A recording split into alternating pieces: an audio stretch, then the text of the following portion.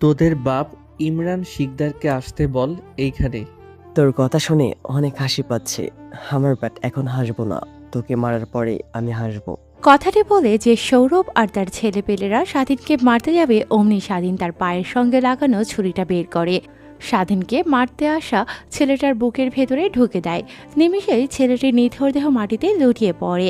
স্বাধীনের এমন রূপ দেখে সেখানে থাকা সবাই অবাক হয়ে যায়। স্বাধীনের দিকে একবার আর মাটিতে লুটিয়ে পড়ে থাকা সেই ছেলেটার দিকে একবার তাকাচ্ছে প্রত্যেকে। নিমিষেই যেন সৌরভের হাসিমাখা মুখ চুপসে যায়। কিরে, তোর মুখ থেকে হাসি উধাও হয়ে গেল কেন? তুই কি কি তোর পরিচয় সত্যি করে? আমার পরিচয় জানলে তুই নিজে আমার পায়ের কাছে এসে কান্নাকাটি করবি আর নিজের জীবন ভিক্ষা চাইবি। স্বাধীনের এমন কথা শুনে সৌরভ রেগে গিয়ে তার পকেট থেকে পিস্তল বের করে স্বাধীনের দিকে গুলি করতে লাগে। অমনি স্বাধীন ঘরের আড়াল হয়ে যায়। তখনই সৌরভ পুনরায় হাসতে হাসতে বলে, কিরে পালাচ্ছিস কেন? তুই আমার হাত থেকে পালিয়ে আজ পর্যন্ত কেউ বাঁচতে পারিনি, তুইও পারবি না। স্বাধীনের কোনো সারা শব্দ না পেয়ে গুলি তাক করে ধীরে ধীরে ঘরের পেছনে গিয়ে দেখে সেখানে স্বাধীন নেই। পেছন ফিরতেই সৌরভ অবাক হয়ে যায়, কারণ তার সঙ্গে আসা প্রায় 50 জনের মতো ছেলে মাটিতে শুয়ে কাতরাচ্ছে। সেদিকে এক পা এগিয়ে যেতেই যাবে অমনি পেছনে কিছু একটা শব্দ শুনতে পেরে সৌরভ পেছনের দিকে তাকায়। স্বাধীন দৌড়ে এসে সৌরভের পায়ের ভেতর ছুরি ঢুকিয়ে দেয়। সৌরভ তার হাত থেকে গুলি ফালিয়ে দিয়ে ছুরি ধরে কাটাতে লাগে। কে তুই? আর একাই আমার 50 জনের মতো ছেলে পেলেকে মেরে পাঠিয়ে শুয়ে দিলি। তোকে বললাম না, আমার পরিচয় জানলে তুই নিজেই অবাক হয়ে যাবি আর নিজের জীবন ভিক্ষা চাইবি। কথাটি বলে সেখানে স্বাধীন এক মুহূর্ত আর না দাঁড়িয়ে থেকে সৌরভের পায়ে ঢোকানো ছুরিটা বের করে সেখান থেকে স্বাধীন যে পেছন ফিরে সৌরভের কাছ থেকে যেতে লাগে অমনি সৌরভ হামাগুড়ি দিয়ে তার বন্দুকের কাছে যায়। বন্দুকটা মাটি থেকে তুলে স্বাধীনের দিকে তাক করে গুলি চালিয়ে দেয়। কি ভাবছেন নায়ক শেষ তাই? না, নায়ক এত জলদি যদি শেষ হয়ে যায় তাহলে গল্পের শুরুই বা হবে কি করে। গল্পের সঙ্গে থাকেন আর গল্পটা সুন্দরভাবে উপভোগ করেন। অমনি স্বাধীন অন্য পাশ হয়ে যায়। গুলিটা যেন স্বাধীনের কান ছুঁয়ে বেরিয়ে যায়। স্বাধীন অগ্নিদৃষ্টি নিক্ষেপ করে সৌরভের দিকে তাকায়। তারপর পুনরায় সৌরভ স্বাধীনের দিকে বন্দুক তাক করে আরেকটা গুলি চালাতে লাগে, কিন্তু বন্দুকে আর কোনো গুলি অবশিষ্ট না থাকায় বন্দুক থেকে আর গুলি বের হচ্ছে না। বন্দুকে গুলি না থাকা সত্ত্বেও সৌরভকে তার দিকে গুলি করতে দেখে স্বাধীন হা হা করে হাসতে লাগে। তারপর স্বাধীন সেখান থেকে পুনরায় সৌরভের কাছে গিয়ে বলে, তুই আমার পরিচয় জানিস না, জানলে কখনোই আমার সামনে দাঁড়িয়ে কথা বলার সাহসও পাইতিস না। যেইখানে তোর থেকে বড় বড় আন্ডারওয়ার্ল্ডের মাফিয়া ডনেরা আমার সামনে এসে কথা বলতে কাঁপে, আর সেইখানে তুই সামান্য একটা চুনোপুটি হয়ে আমাকে মারবি। আমার হাত থেকে এই পর্যন্ত কেউ বাঁচতে পারিনি। তোদেরকে প্রাণে মারলাম না কেন জানিস? তোদের যে বস আছে ওকে গিয়ে বলবি যে আমাদের 50 জনের মতো ছেলেকে স্বাধীন একাই মেরে আধমরা করে ফেলেছে, আর বলবি নেক্সট টার্গেট সে দেখি কি করে বাঁচতে পারে হাত থেকে। কথাটি বলেই স্বাধীন সৌরভের আরেক পায়ের ভেতর ছুরি ঢুকিয়ে দেয়। সৌরভ এক চিৎকার দিয়ে অজ্ঞান। স্বাধীন সেখানে আর এক মুহূর্ত না দাঁড়িয়ে সেই পরিত্যক্ত গোডাউন ঘর থেকে বেরিয়ে আসে।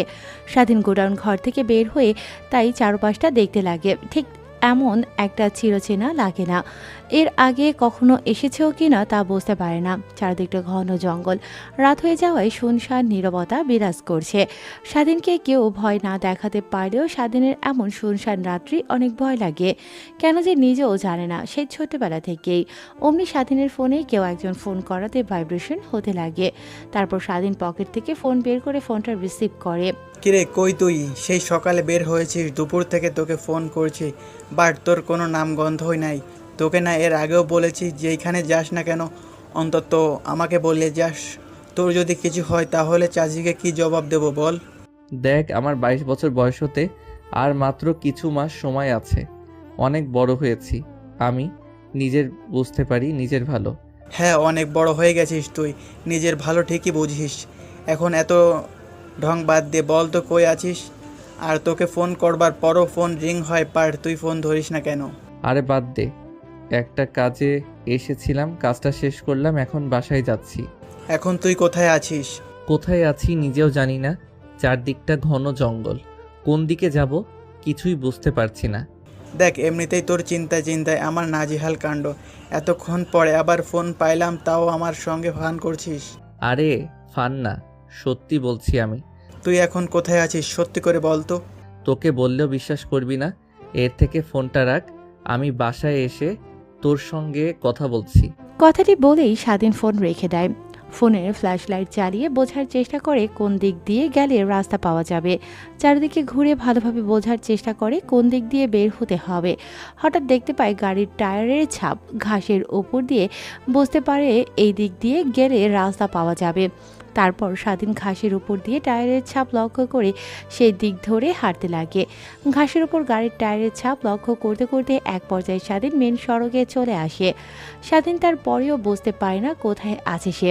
রাস্তা ধরে হাঁটতে হাঁটতে এক পর্যায়ে বাস টার্মিনালে চলে আসে স্বাধীন। তারপর টার্মিনালের ভেতরে ঢুকে দেখে একটা লোক বসে পত্রিকা পড়ছে। স্বাধীন লোকটার কাছে গিয়ে বলে, আঙ্কেল, এইটা কোন জায়গা? হঠাৎ কারো এমন প্রশ্ন শুনে বৃদ্ধ লোকটি পত্রিকার দিক থেকে দৃষ্টি সরিয়ে স্বাধীনের দিকে তাকায়। স্বাধীনের হাতে মুখে পায়ে রক্ত দেখে লোকটা অনেক ঘাবড়ে যায়। ভীতু ভীতু কণ্ঠে স্বাধীনকে উদ্দেশ্য করে বলে। বৃদ্ধ লোকটির এমন প্রশ্নে স্বাধীন কি উত্তর দেবে বুঝে উঠতে পারে না। তারপর স্বাধীন বৃদ্ধ লোকটির পাশের চেয়ারে বসে স্বস্তির নিঃশ্বাস ফেলে বলতে লাগে, ছিনতাইকারীরা ধরেছিল, আমার ব্যাগ সঙ্গে টাকা পয়সা সব নিয়ে গেছে। শুধু প্রাণে বেঁচে তাদের কাছ থেকে পালিয়ে এসেছি। বৃদ্ধ লোকটা স্বাধীনের দিকে অপলক দৃষ্টিতে তাকিয়ে থেকে বোঝার চেষ্টা করে আসলে কি স্বাধীন সত্যি কথা বলছে না মিথ্যা। স্বাধীনের এমন ইনোসেন্ট চেহারা দেখে যে কেউ বলতে পারে এই ছেলেটা কখনোই মিথ্যে কথা বলতে পারে না। তারপর বৃদ্ধ লোকটি তার ব্যাগ থেকে একটি পানির বোতল বের করে স্বাধীনের দিকে এগিয়ে দিয়ে বলে। বৃদ্ধ লোকটির কথা অনুযায়ী স্বাধীন তার হাত থেকে পানির বোতলটি নিয়ে রাস্তার কাছে গিয়ে মুখে পানি ছিটা দিয়ে মুখ পরিষ্কার করে, সঙ্গে হাত পরিষ্কার করে নেয়। স্বাধীন পুনরায় এসে বৃদ্ধ লোকটির পাশে বসে পড়ে। বৃদ্ধ লোকটির এমন প্রশ্নে স্বাধীন থতমত খেয়ে যায়। কি বলবে কিছুই বুঝে উঠতে পারে না সে। কখনোই বৃদ্ধ লোকটিকে তার সঙ্গে ঘটে যাওয়া বিষয়টি বলা যাবে না, বললে হয়তো বৃদ্ধ লোকটা অনেক ভয় পাবে তাকে দেখে। স্বাধীনকে এমন চিন্তিত দেখে বৃদ্ধ লোকটি স্বাধীনের কাঁধে হাত রেখে বলে। বৃদ্ধ লোকটির এমন কথা শুনে স্বাধীনের মুখে নিমেষেই হাসির রেখা বিদ্যমান হয়। তখনই স্বাধীন আমতা আমতা করে বলে, আঙ্কেল, এইখানে একটা বন্ধুর বাসায় আসছিলাম, ইমার্জেন্সি বাসায় যেতে হবে, তাই রাতের বেলা বের হই। বন্ধু আর তার বাবা আমাকে এগিয়ে দিয়ে যায় বাস স্ট্যান্ডে। হঠাৎ করে কোথা থেকে যেন কিছু ছেলেপেলে এসে বাস স্ট্যান্ড থেকে আমাকে তুলে নির্জন একই স্থানে নিয়ে যায়। তখন তারা আমার কাছ থেকে মানিব্যাগ আর আমার ব্যাগ নিয়ে সেখান থেকে চলে যায়। তখনই বৃদ্ধ লোকটি স্বাধীনের দিকে সন্দেহসূচক দৃষ্টিতে তাকিয়ে বলে। বৃদ্ধ লোকের এমন প্রশ্নে স্বাধীন কি বলবে বুঝে উঠতে পারে না। তৎক্ষণাৎ নিজেকে সামলে নিয়ে বৃদ্ধ লোকটিকে উদ্দেশ্য করে স্বাধীন বলে, আমাকে ছিনতাই করে ওরা যা টাকা পায় সে টাকা নিজেদের মধ্যে ভাগাভাগি করতে গিয়ে ঝামেলা বাঁধিয়ে নিজেরাই মারামারি করে। এমন সময় ওইখান থেকে আমি পালাতে নিলে ওরা আমাকে ধাওয়া করে। ওদের রক্ত আমার গায়ে জায়গায় জায়গায় লেগে যায়। স্বাধীনের কথাগুলো বৃদ্ধ লোকটি বিশ্বাস করে নেয়। তারপর স্বাধীন আর বৃদ্ধ লোকটি সেখানে বসে থেকে দুজনে মিলে আরো অনেক কথা বলতে লাগে। তখনই বৃদ্ধ লোকটি স্বাধীনের দিকে 1000 টাকার 4টা নোট এগিয়ে দিয়ে বলে, হ্যাঁ আঙ্কেল, ঢাকায় থাকি। বৃদ্ধ লোকটির কথা অনুযায়ী স্বাধীন সেখানে আর এক মুহূর্ত না বসে থেকে কাউন্টারে গিয়ে ঢাকায় যাওয়ার জন্য একটা বাসের টিকিট কেটে নেয়। তারপর পুনরায় বৃদ্ধ লোকটির পাশে বসে স্বাধীন বৃদ্ধ লোকটির সঙ্গে আরও অনেক কথা বলতে লাগে। তখনই স্বাধীন বৃদ্ধ লোকটিকে প্রশ্ন করে, আপনি কোথায় যাবেন? ও আচ্ছা। বৃদ্ধ লোকটির সঙ্গে কথা বলতে বলতে এক পর্যায়ে একটা বাস এসে ব্রেক করে তাদের সামনে। তারপর স্বাধীন বৃদ্ধ লোকটিকে অনেক কৃতজ্ঞতা জানিয়ে বাসে উঠে পড়ে। গাড়ি চলছে তার আপন গতিতে। গাড়ি যখন যমুনা সেতুর উপর, তখন স্বাধীন মনে মনে ভাবতে লাগে, ওরা আমাকে এখানে এনেছিল, নিশ্চয়ই কোনো কারণ আছে। না, কি ভাবছি, ঢাকা থেকে এখানে আনার আবার কি কারণ হবে? নিশ্চয়ই ওরা মেরে যমুনা নদীতে ভাসিয়ে দিতে চাচ্ছিল, যেন আমার আর কোনো চিহ্নই না থাকে। কথাগুলো আর মনে ভাবছিল স্বাধীন। হঠাৎ তার ফোনে একটা ফোন আসাতে স্বাধীনের ধ্যান ভাঙে। প্যান্টের পকেট থেকে ফোন বের করে দেখে তার বন্ধু সজীব ফোন করেছে। কিরে কই তুই, জলদি আয়, রাত 12টা পার হয়ে গেল। বাড়ির আঙ্কেল গিয়ে দেখবি মেইন দরজা লাগিয়ে দিবে, তখন তুই কি করে আবার আসবি? তুই নিশ্চিন্তে ঘুমা, আমি সকাল হলে বাসায় ফিরবো। কোথায় আছিস তাও বলছিস না, আমাকে বলছিস নিশ্চিত হতে। এখন এত ভণ্ডামি বাদ দিয়ে কই আছিস জলদি করে বল। যমুনা সেতুর উপর আছি। কেন আল্লাহর দুনিয়ায় জায়গা পাস নাই যমুনা সেতুর উপর থেকে ঝাঁপ দিবি? হ্যাঁ, যমুনা সেতুর উপর থেকে ঝাঁপ দিমু, এর জন্য দাঁড়াই আছি। ফোনটা রাখলেই ঝাঁপ দিমু। দেখ মস্করা করিস না, সত্যি করে বল কই আছিস আর বাসায় ফিরবি না মানে? আরে একটা কাজে ঢাকা শহর থেকে অনেকটা দূরে আছি। ফিরতে ফিরতে সকাল হয়ে যাবে, তুই নিশ্চিন্তে ঘুমা। তারপরে স্বাধীন আর সজীব দুজনে আরও অনেকক্ষণ কথা বলতে লাগে। তারপর সজীবের সঙ্গে কথা বলা শেষ করে স্বাধীন ফোন রেখে দিয়ে বাস চেয়ারে বসে রাতের মনোমুগ্ধকর পরিবেশ উপভোগ করছে। জানালার ফাঁকা দিয়ে শিরশিরিয়ে বাতাস ঢুকছে। গাড়ি ছুটে চলেছে তার আপন গতিতে। মাঝে মাঝে হর্নের আওয়াজ সর করে পাশ দিয়ে গাড়ি পেরিয়ে যাচ্ছে। কেউ বা যাচ্ছে তাদের নিজ গন্তব্যে, কেউ বা যাচ্ছে ঘুরতে, কেউ বা যাচ্ছে হাজারো দুঃখ কষ্ট চাপা দিতে। আনমনে এই সকল বিষয়গুলো ভাবতে ভাবতে স্বাধীন বাসের চেয়ারে হেলান দিয়ে ঘুমিয়ে পড়ে। এবার আসেন আপনাদেরকে আমাদের নায়কের সঙ্গে পরিচয় করিয়ে দেয়া যাক। আমাদের গল্পের নায়কের নাম স্বাধীন, বাবা মায়ের একমাত্র সন্তান। ছোটবেলায় স্বাধীনের বাবা আর মা রোড অ্যাক্সিডেন্টে মারা যায়। স্বাধীনের বাবা মা রোড অ্যাক্সিডেন্ট কিভাবে মারা যায় গল্পের সঙ্গে থাকুন, ঠিকই জানতে পারবেন। তারপর থেকে স্বাধীনের বাবার সকল সম্পত্তিগুলো ইমরান খান নামক এক ব্যক্তি দখল করে নেয়। তারপরে স্বাধীনকে অনাথ আশ্রমে রেখে আসে তারা। সে থেকে স্বাধীন অনাথ আশ্রমে বড় হয়। স্বাধীনের যখন 18 বছর হয় তখন অনাথ আশ্রম থেকে স্বাধীনকে বের করে দেয় কিছু টাকা দিয়ে। তারপর স্বাধীন অনেক ঘোরাঘুরি করে একটা পার্ট টাইম রেস্টুরেন্টের জব জোগাড় করে নেয়। তার সঙ্গে অনাথ আশ্রম থেকে বের হয়ে আসা আরেকটি বন্ধুর সঙ্গে মিলে তারা দুজনে একটি বাসা ভাড়া নিয়ে সেখানে থাকে। স্বাধীন অনেক পড়াশোনায় ভালো হওয়ায় সরকারি কলেজে চান্স পেয়ে যায়। সঙ্গে তার বন্ধু সজীব। সে থেকে তাদের দিনকাল ভালোই কাটতে লাগে। তারপরে স্বাধীনের সঙ্গে কি ঘটে গল্পের সঙ্গে থাকুন, ঠিকই জানতে পারবেন। সকালবেলা ঘুম ভাঙিয়ে স্বাধীনের বাস হেল্পারের ডাকে। মামা আর কত ঘুমাবেন? ঢাকায় চলে এসেছেন, নামবেন না? হেল্পারের ডাকে স্বাধীনের ঘুম ভেঙে যায়। আশেপাশে তাকিয়ে বোঝার চেষ্টা করে কোথায় আজ আসে। তারপর স্বাধীন বাসের ভিতরে আর না থেকে বাস থেকে নেমে পড়ে। স্বাধীন বুঝতে পারে এটা ঢাকা গাবতলী বাস টার্মিনাল। এপাশ ওপাশ দেখিয়ে বোঝার চেষ্টা করে কোথাও কোনো খাবারের হোটেল আছে কিনা। সেই সকালবেলা খেয়ে বের হয়েছে স্বাধীন বাসা থেকে। ক্ষুধায় যেন তার পা আর 1 ইঞ্চিও নড়ানো সম্ভব না। তারপর স্বাধীন রাস্তা ধরে হাঁটতে লাগে। হঠাৎ একটা রেস্টুরেন্ট দেখে রেস্টুরেন্টের ভিতরে ঢুকে খাবার অর্ডার দেয়। খাবার অর্ডার দিয়ে ওয়েটার এসে এক এক করে খাবার সার্ভ করতে লাগে স্বাধীনকে। তারপর স্বাধীন খাওয়া দাওয়া শেষ করে বিল মিটিয়ে রেস্টুরেন্ট থেকে বের হয়ে আসে।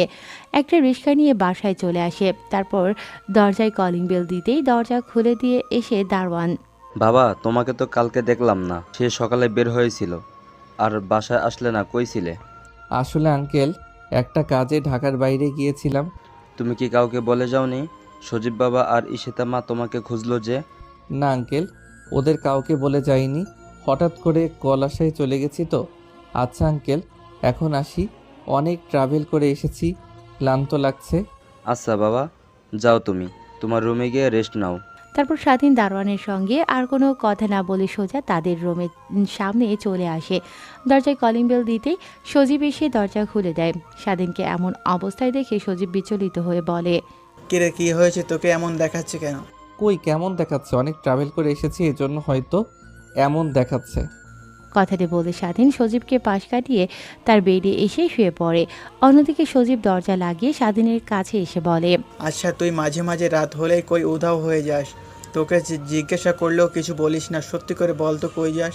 সময় হলে ঠিকই জানতে পারবি, প্লিজ এখন কিছু জিজ্ঞেস করিস না, তোকে বলতে পারবো না, অনেক ক্লান্ত, একটু রেস্ট নিতে দে। কথাটি বলে স্বাধীন অন্যপাশ হয়ে ঘুমিয়ে পড়ে। তখনই দরজায় কেউ এসে কলিং বেল বাজায়। তারপর সজীব বসা থেকে উঠে দরজা খুলে দিয়ে দেখে ঈশিতা দাঁড়িয়ে আছে। কিরে তোর আবার কি হলো এত সকাল সকাল আমাদের দরজার সামনে? আমার বাবার বাসা, যখন খুশি যে রুমে আমি যাব, তোরা বলার কে? আচ্ছা বাদ দে, সকল কথা। স্বাধীন কি এসছে? হ্যাঁ সকালে এসেছে। আচ্ছা মাঝে মাঝে ও যে কোথায় যে উধাও হয়ে যায়, আবার কোথা থেকে আসে, ওকে কিছু বলিস না? বলি তো, অনেক করে জিজ্ঞাসা করি কিন্তু বারবার বলে সময় হলে বলবে। ও আচ্ছা, ও কি ঘুমিয়ে গেছে? সজীব মাথা দিয়ে হা বোঝায়। তোকে বাবা ডাকছে। কথাটি বলেই ঈশিতা যেতে লাগে। সজীবও দরজা লাগিয়ে এসে তার পিছে পিছে যেতে লাগে। তারপর ঈশিতাদের বাসায় প্রবেশ করে দেখে ঈশিতার বাবা বসার রুমে বসে টিভিতে খবর দেখছে। সজীবকে দেখতে পেয়ে ঈশিতার বাবা বলে, শুনলাম কালকে স্বাধীন বাসায় আসেনি, তা কই গিয়েছিল? ঈশিতার বাবার এমন প্রশ্নে সজীব কি বলবে বুঝতে পারে না। থতমত খেয়ে আমতামতা করে বলে, আসলে আঙ্কেল, ও একটা কাজ করে, ওর কাজের মাঝে মাঝে শহরের বাইরে যেতে হয়, এর জন্যই আর কি বাসায় ফিরতে পারে না। ও আচ্ছা, তা কাউকে বলে যায়নি যে? আসলে আঙ্কেল, আপনি তো ভালোই করে জানেন আমি আর স্বাধীন পার্ট টাইম কাজ করি লেখাপড়ার পাশাপাশি। তো স্বাধীন কাজে যাই, হুট করে শহরের বাইরে যাওয়ার প্রয়োজন হয়, তাই আর তার ফোনে চার্জ ছিল না, এর কারণে বলতেও পারিনি। ও আচ্ছা, তাহলে এই বিষয়। রাতে ঈশিতাকে চিন্তিত দেখে ওকে জিজ্ঞেস করতে ঈশিতা বলল, তাই আমি একটু চিন্তিত হয়ে পড়েছিলাম, কিন্তু এখন চিন্তামুক্ত হলাম।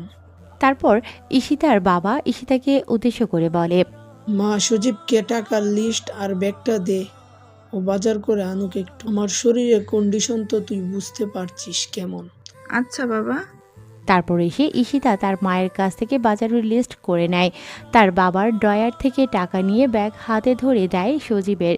তারপর সজীব নিচে তার কাছ থেকে টাকা ব্যাগ নিয়ে বাজারের উদ্দেশ্যে রওনা হয়। ঈশিতাও সজীবের পিছু পিছু বাসার নিচ পর্যন্ত আসে।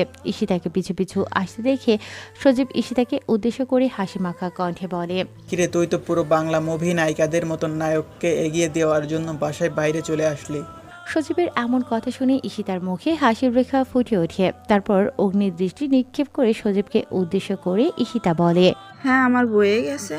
তুইও বাংলা মুভির নায়ক না, আর আমিও বাংলা মুভির নায়িকা না। কথাটি বলেই পাশ ফিরে তাদের বাসার সঙ্গে ছোট্ট একটা মুদিখানার দোকানে গিয়ে চিপস আর চকলেট কিনে নেয়। সজীব তো ঈশিতার এমন কর্মকাণ্ড দেখে ভ্যাবাচ্যাকা খেয়ে যায়। ভাবলো কি আর হলো কি। এখানে দাঁড়িয়ে আর আহম্মকের মতো না তাকিয়ে থেকে জলদি বাজারে যা, আর এই নে চকলেট, ছোট্ট বাচ্চাদের মতো খেতে খেতে যাবি। কথাটি বলে সজীবের হাতে চকলেট গুজে দিয়ে হনহনিয়ে সজীবের সামনে দিয়ে চলে যায় বাসায় ঈশিতা। তারপর সজীব সেখানে আর এক মুহূর্ত না দাঁড়িয়ে থেকে বাজারের উদ্দেশ্যে অগ্রসর হয়। কিছুই বুঝতে পারছেন না, তাই তো? কিভাবে ঈশিতার সঙ্গে স্বাধীন আর সজীবের পরিচয় হয়, আসেন আপনাদেরকে বুঝিয়ে বলি। আসলে সজীব, স্বাধীন আর ঈশিতা একই কলেজে পড়াশোনা করত। ধীরে ধীরে স্বাধীনদের মধ্যে ঈশিতার ভালো বন্ধুত্ব সম্পর্ক হয়। তার বাবার ঢাকা শহরে একটা ফ্ল্যাট থাকায় স্বাধীনরা যে ফ্ল্যাটে থাকতো ওই ফ্ল্যাটটা ভেঙে ফেলবে বলে ঈশিতাকে কথাটি বলে স্বাধীন আর সজীব ঈশিতা বলে তাদের বাসায় থাকার জন্য। সে থেকে স্বাধীন আর সজীব ঈশিতাদের বাসায় থাকে। প্রয়োজনীয় কাজ যেমন কারেন্ট বিল, গ্যাস বিল, বাজার টাজার এগুলো স্বাধীন আর সজীব করে দেয়। কিন্তু বাসায় ওঠার সময় এসে তার মা বাবা বলে যে তারা কখনো রান্নাবান্না করতে পারবে না, তাদের বাসাতেই খেতে হবে। কথাটি শুনে স্বাধীন আর সজীব অনেকটাই খুশি হয়। সেই থেকে তারা নিজেরাই রান্না না করে ঈশিতাদের বাসায় গিয়ে খায়, কিংবা ঈশিতা তাদের জন্য খাবার নিয়ে তাদের রুমে দিয়ে যায়। এবার আসেন তাহলে গল্পে ফেরা যাক। অন্যদিকে তোদের দিয়ে কিচ্ছু হবে না। আমি শুধুই গোয়ালে গরু পুষছি, যে গরু দুধও দেয় না, গাভীও দেয় না। তোদের দ্বারা কিচ্ছু হবে না। সামান্য একটা ছেলের কাছে তোরা 50 জনের মতো ছেলে নাকানে চুবানি খেলি। বস, আপনি যেমন সামান্য ভাবছেন এটা মোটেও সামান্য নয়। একবার ভেবে দেখেন, একাই 50 জন ছেলেকে নাকামি চুবানি খেয়েছে, তাইলে কত শক্তিশালী ছেলে। আরে রাখ তোদের চাপা। নিশ্চয়ই সবগুলো মাতাল হয়েছিলি, তাই ছেলেটি অনায়াসে তোদেরকে মারতে পারছে। বস, বিশ্বাস করেন, আমার ওই দিনে কেউ ড্রিঙ্কস করিনি, ইভেন আমরা মদও ছুঁয়ে দেখিনি। তোদের কথা শুনতে ইচ্ছে হচ্ছে না। তোরা যেভাবে পারিস 2 মাসের মধ্যে ওর কাছ থেকে দলিল সই করে নিবি, না হলে তোদের খবর আছে। বস, গণপণ চেষ্টা করব। বুঝতে পারছি, তোদেরকে দিয়ে আর হবে না। আমি অন্য কারো সঙ্গ নিচ্ছি। বস, আর একটা সুযোগ দেন, তারপর দেখবেন ওকে মেরে শুয়ে তারপরও লাশ যমুনা নদীতে ভাসিয়ে দেব। মনে থাকে যেন, আবার যেন ভুল না হয়। তাহলে কিন্তু তোর পুরো গ্যাংটা আমি শেষ করে ফেলবো। আমার ক্ষমতা সম্পর্কে তো তোর ধারণা আছে। তারপর সৌরভ আর ইমরান খান আরও অনেক কথা বলতে লাগে দুজনে। অন্যদিকে সজীব বাজার করে বাসায় চলে আসে। ঈশিতাদের রুমের দরজার সামনে এসে কলিং বেল বাজাতে লাগে। অন্যদিকে ঈশিতার বাবা বসার রুমে বসে খবর দেখছিল। হঠাৎ কলিং বেল বাজায়। ঈশিতার বাবা বলে, দেখতো মা, কে আসলো? কে আসবে আর বাবা? নিশ্চয়ই দেখো, বান্দরটা আসছে। তারপরে এসে ঈশিতা দরজা খুলে দেখে সজীব আসে। তারপর সজীবের হাত থেকে বাজার নিয়ে সজীবকে উদ্দেশ্য করে বলে, তা আজকে বাজার থেকে কয় টাকা মেরেছিস সত্যি করে বল। তখনই পাশ থেকে ঈশিতার মা হাতে করে এক গ্লাস শরবত নিয়ে স্বাধীনের সামনে এগিয়ে দিয়ে বলে, কি বলিস না বলিস ছেলেটাকে, শুধু ফাজলা মতো দে তাই না? নাও বাবা, শরবতটা খেয়ে নাও, অনেক ভালো লাগবে তোমার। সজীব জানে এখন যদি মানা করে তাহলে তার কপালে নিশ্চয়ই অনেক দুর্ভোগ আছে, এর থেকে এই শরবতটা খেয়ে নেওয়া ভালো। তারপরে এসে তার মায়ের কাছ থেকে গ্লাসটা নিয়ে ঢক ঢক করে খেয়ে শরবতের গ্লাসটা পুনরায় ফিরিয়ে দিয়ে সেখান থেকে চলে যায় তার রুমে।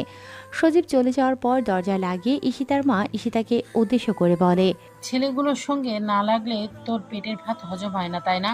মা, আমি আবার কি করলাম? সামান্য একটা ছেলের জন্য নিজের মেয়েকে ভুল বুঝছো তুমি? তোকে না বলেছি ছেলেগুলোকে সামান্য বলবে না, ধরতে গেলে ওরাও এখন আমার ছেলে। অন্য ছেলের প্রতি এত ভালোবাসা নিজের মেয়ের প্রতি নাই? কথাগুলো বলে মুখ ভেঙচি দিয়ে তার মায়ের দিক থেকে সরে এসে তার রুমে চলে যায়। অন্যদিকে এসে তার মাও মুচকি হেসে দরজা লাগিয়ে কিচেন রুমে গিয়ে রান্না বান্না করতে লাগে। অন্যদিকে সজীব সোজা তাদের রুমের দিকে অগ্রসর হয়। তখনই স্বাধীনের ফোনে একজন ফোন করে। বিরক্তি নিয়ে স্বাধীন ফোনটা তুলে দেখে ফোনটা নিয়ে সোজা ব্যালকনিতে চলে যায়। ফোন রিসিভ করে স্বাধীন ওপাশে থাকা ব্যক্তিকে উদ্দেশ্য করে বলে, কি রে, তোকে না বারণ করেছি কখনো অসময়ে আমাকে ফোন করবি না? জানিস তো আমার এই রূপ কেউ জানে না। যদি একবার ওরা জানতে পারে তাহলে আমাকে ওরা কিভাবে দেখবে? ভাই, ফোন করেছি কি আর সাধে? একটা গুড নিউজ শুনে আপনাকে না বলা পর্যন্ত আমার পেটের ভাত হজম হবে না বলে ফোন করলাম। বুঝতে পেরেছি। তা এখন বল কি গুড নিউজ? যা বলার জন্য তুই আমার কথা অবাধ্য করে আমাকে অসময়ে ফোন করেছিস। ভাই, কিছুদিন ধরে আমাদের অনাথ আশ্রমের আশেপাশ দিয়ে একটা উকিল ঘোরাফেরা করছিল। ইভেন্ট প্রত্যেক দিন সে অনাথ আশ্রমে ঢুকে কার সঙ্গে যেন কথা বলে। আমরা প্রত্যেক দিন লক্ষ্য করতাম, কিন্তু তেমন একটা খেয়াল দিতাম না ওনার দিকে। এতদিন অনাথ আশ্রমে যাওয়া আসা দেখে সন্দেহ হয়, তাই আজকে ওনাকে ডাকে দেই। এতবার অনাথ আশ্রমে যাওয়া আসা করেন কেন? তাকে জিজ্ঞাসা করার পরও বলতে নারাজ হয় সে। বুঝতে পারিনি এর মধ্যে কোনো ঝামেলা আছে। তারপর আমরা সবাই ওনার সঙ্গে জোরাজুরি করার পর সে বলে যে এই অনাথ আশ্রমে যে ছেলেটি ছিল স্বাধীন, ওনাকে খুঁজছি আমি। হঠাৎ করে স্বাধীনকে খোঁজার কারণ কি আপনার? আসলে স্বাধীনের বাবা হাসমাত শেখ, তিনি মারা যাওয়ার আগে স্বাধীনের নামে তার সম্পত্তি সব লিখে দিয়ে যায়। ইভেন দলিলে এগুলো লেখা থাকে যে স্বাধীনের বয়স যখন 22 বছর হবে তখন তাকে এ সম্পর্কে জানানো হবে, এর আগে জানানো হবে না। হইলে থাকা জন্মসালের অনুযায়ী স্বাধীনের 22 বছর বয়স হতে আর মাত্র 2 থেকে 1 মাস বাকি আছে। তাই তাকে খুঁজছি, তার বাবা সহ সম্পত্তি সবকিছু তার হাতে তুলে দেওয়ার জন্য। আচ্ছা আঙ্কেল, আমার জানা মতে স্বাধীনের ফ্যামিলি তো অনেক দরিদ্র ছিল, এর কারণেই তো স্বাধীনকে অনাথ আশ্রমে রাখা হয়। শোনো বাবা, তোমরা স্বাধীনের বাবা সম্পর্কে কিছুই জানো না। ওনার বাবা কোম্পানি এখন বাংলাদেশের যে অবস্থায় আছে তা শুনলে তোমরা নিজেরা অবাক হবে। আচ্ছা বাদ দাও সে সকল কথা। তা তোমরা কি স্বাধীনকে চেনো? অনাথ আশ্রমে বড় হয়েছে যে স্বাধীন বাবার বিষয়ে এত কিছু বলছো যে? হ্যাঁ আঙ্কেল, চিনি। তাহলে বাবারা প্লিজ স্বাধীন বাবার বাসার অ্যাড্রেসটা দাও, তাহলে অনেক উপকৃত হব। আমার প্রায় 7 থেকে 8 দিন ধরে রাতের ঘুম হারাম করে তাকে খোঁজাখুঁজি করছি। আঙ্কেল, স্বাধীন ভাইয়ের তো বাসা ঠিকানা জানি না, মাঝে মাঝে এখানে আসে। তাহলে আপনি একটা কাজ করেন, আপনার ফোন নাম্বারটা দিয়ে যান। যদি এখানে আসে আমি দেখতে পাই তাহলে আপনার ফোন নাম্বার দেব। তখন না হয় স্বাধীন ভাই আপনার সঙ্গে কন্ট্যাক্ট করবে, আমরা বলে দেব বিষয়টা সব। ওকে বাবা, এই নাম্বার নাও। ভাই, তারপর উকিল তার নাম্বার দিয়ে গেছে আর বলেছে আপনাকে দেওয়ার জন্য। এমন খুশির সংবাদ শুনে আর সামলাতে পারি না নিজেকে, তাই আপনাকে ফোন করছি। স্বাধীন নিজেও বাকরুদ্ধ হয়ে যায় মারুফের বলা কথাগুলো শুনে। নিজের কানকে যেন নিজেও বিশ্বাস করতে পারছে না। অবশ্য স্বাধীন ছোটবেলায় তাদের সয় সম্পত্তির সবকিছু সম্পর্কে জানতো, বাট স্বাধীন ভেবেছিল যে তাদের সয় সম্পত্তি ইমরান খান দখল করে নিয়েছে।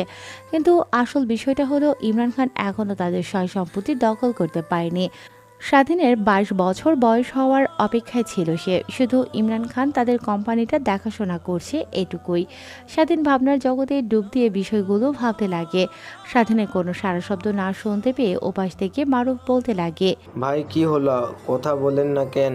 স্বাধীনের ধ্যান ভাঙে মারুফের কথা শুনিয়ে, তারপর মারুফকে উদ্দেশ্য করে বলে, আচ্ছা, তুই উকিলের নাম্বারটা আমাকে দে, আমি উকিলের সঙ্গে যোগাযোগ করে নেব। ফোনটা রেখে পেছন ফিরে তাকাতেই স্বাধীনের চোখ ছানা বড়া হয়ে যায়, কারণ পিছে সজীব দাঁড়িয়ে আছে। তারপর স্বাধীন আমতামতা করে সজীবকে প্রশ্ন করে, কি রে, কই গেছিলি তুই, আর আমার পিছে এসে দাঁড়িয়েছিস কখন? স্বাধীনের চুপসে যাওয়া মুখ দেখে সজীব হাসির রেখা টেনে বলে, আরে আর বলিস না, ঈশিতা এসে ডাক দিয়েছিল, গেলাম আর আঙ্কেল বাজারে যেতে বললো, তাই বাজার করে দিয়ে আসলাম। আর রুমে এসে তোকে দেখতে পেলাম না, না পেয়ে ব্যালকনিতে এসে দেখি তুই দাঁড়িয়ে আছিস। সজীবের কথা শুনে স্বাধীন স্বস্তির নিঃশ্বাস ফেলে। তারপর ব্যালকনিতে দাঁড়িয়ে থেকে স্বাধীন আর সজীব অনেক কথা বলতে লাগে দুজনেই। এভাবেই পেরিয়ে যায় অনেকটা সময়। তারপর স্বাধীন রুমের ভেতরে গিয়ে ঘুমিয়ে পড়ে। ঘুম ভাঙিয়ে বিকেলে সজীবের ডাকে, কিরে তুই আজকে কাজে যাবি না? তোর কাজের সময় তো পেরিয়ে গেল। স্বাধীন ঘুম থেকে উঠে মোবাইলটা হাতে নিয়ে দেখে 7:30 বাজে। তারপর চোখ টলতে টলতে সজীবকে উদ্দেশ্য করে বলে, হ্যাঁ যাবো তো। তো কখন যাবে? 7:30 বেজে গেছে। তারপর স্বাধীন শোয়া থেকে উঠে সোজা ওয়াশরুমে চলে যায়। ওই সময়ে গিয়ে ফ্রেশ হয়ে রুমে এসে দেখে সজীব নাই, কারণ সজীব পার্ট টাইম জব করে অন্য একটা রেস্টুরেন্টে। তারপর পকেট থেকে ফোন বের করে রেস্টুরেন্টের ম্যানেজারের কাছে ফোন করে স্বাধীন। স্যার, আজকে কাজে আসতে পারবো না, একটা জরুরি কাজ থাকায়। ওকে বাবা, সমস্যা নেই, তাহলে কালকে থেকে কাজে এস, কেমন? তারপর সজীব ম্যানেজারের সঙ্গে আরও অনেক কথা বলতে লাগে। তারপর ফোন রেখে দিয়ে নিজেকে একটু পরিপাটি করে বাসা থেকে বের হয়। বাসার নিচে গিয়ে ফুটপাতে গিয়ে হাঁটছে স্বাধীন। পুনরায় স্বাধীন প্যান্টের পকেট থেকে ফোন বের করে মারুফের পাঠানোর নাম্বারটাতে কল করে স্বাধীন। ফোন রিসিভ করে ওপাশ থেকে বলেন, হ্যালো, কে? আঙ্কেল, আমি স্বাধীন। কোন স্বাধীন? চিনতে পারলাম না তো। আঙ্কেল, আপনি যে স্বাধীনকে খুঁজছেন, আমি সেই স্বাধীন। ও আচ্ছা বাবা, তুমি তো কোথায় আছো এখন? আঙ্কেল, এখন আমি বাসায় আছি। তা বাবা, এই তো রাতে তোমার বাসায় যেতে পারবো না, প্লিজ তুমি যদি আমার বাসায় আসতে তাহলে অনেক উপকৃত হতাম। এমনভাবে বলছেন কেন আঙ্কেল? আপনার বাসায় অ্যাড্রেসটা দেন, আমি আসছি। তারপর ওকে তার বাসার অ্যাড্রেসটা স্বাধীনকে টেক্সট করে পাঠিয়ে দেয়।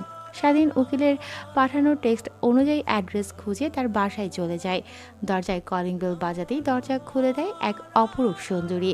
স্বাধীন তো ড্যাব ড্যাব করে তাকিয়ে আছে মেয়েটার দিকে। স্বাধীনকে নিজের দিকে অমনভাবে তাকিয়ে থাকতে দেখে মেয়েটি বলে, এই যে, কে আপনি? আর আমার দিকে এমন করে তাকিয়ে আছেন কেন? স্বাধীনের ধ্যান ভাঙিয়ে মেয়েটির কথা শুনে পরক্ষণে নিজেকে সামনে নিয়ে মেয়েটিকে উদ্দেশ্য করে বলে, সরি আঙ্কেল, আছে বাসায়? হ্যাঁ বাবা আছে। তা আপনি কে? স্বাধীনের আর বোঝার বাকি রইল না এটা হলো উকিলের মেয়ে। আঙ্কেলকে গিয়ে বলেন স্বাধীন আসছে। তারপর মেয়েটি স্বাধীনের মুখের সামনে দরজা লাগিয়ে দিয়ে তার বাবার কাছে গিয়ে বলে, বাবা, স্বাধীন নামে একটা ছেলে এসেছে। পপির বাবা খবর দেখছিল। মেয়ের হঠাৎ এমন কথা শুনে থতমত খেয়ে পপিকে উদ্দেশ্য করে বলে, ছেলেটা কই? বাবা, বাহিরে দাঁড় করিয়ে রেখে এসেছি। তারপরে পপির বাবা বাসা থেকে উঠে গিয়ে দরজা খুলে স্বাধীনকে দেখতে পায়। বাবা, তুমি স্বাধীন? স্বাধীন মাথা দিয়ে হ্যাঁ বোঝায়। ভিতরে আসো বাবা, বাইরে দাঁড়িয়ে আসো যে। উকিলের কথা অনুযায়ী স্বাধীন বাসার ভিতরে ঢোকে। তারপর বসার রুমে গিয়ে বসে পড়ে। অন্যদিকে পপি স্বাধীনের দিকে ক্ষোভ দৃষ্টিতে তাকিয়ে আছে। তখনই পপির বাবা পপিকে উদ্দেশ্য করে বলে, যা তো মা, 2টা কফি করে নিয়ে আয়। পপি তার বাবার কথা অনুযায়ী কিচেন রুমে যায় কফি তৈরি করার জন্য। অন্যদিকে স্বাধীন আর পপির বাবা দুজন মিলে কথা বলতে লাগে। তোমরা বন্ধুরা নিশ্চয়ই তোমাকে বলেছে কি জন্য আমি তোমাকে খুঁজছিলাম। স্বাধীন মাথা দিয়ে হ্যাঁ বোঝায়। তাহলে শোনো বাবা, তোমার বাবা জন্ম হওয়ার পর সম্পত্তি সব তোমাকে লিখে দিয়ে গেছে। শুধু হুইলে লেখা ছিল তোমার বয়স যখন 5 বছর হবে তারপর থেকে তুমি কোম্পানির দায়িত্ব নিতে পারবে।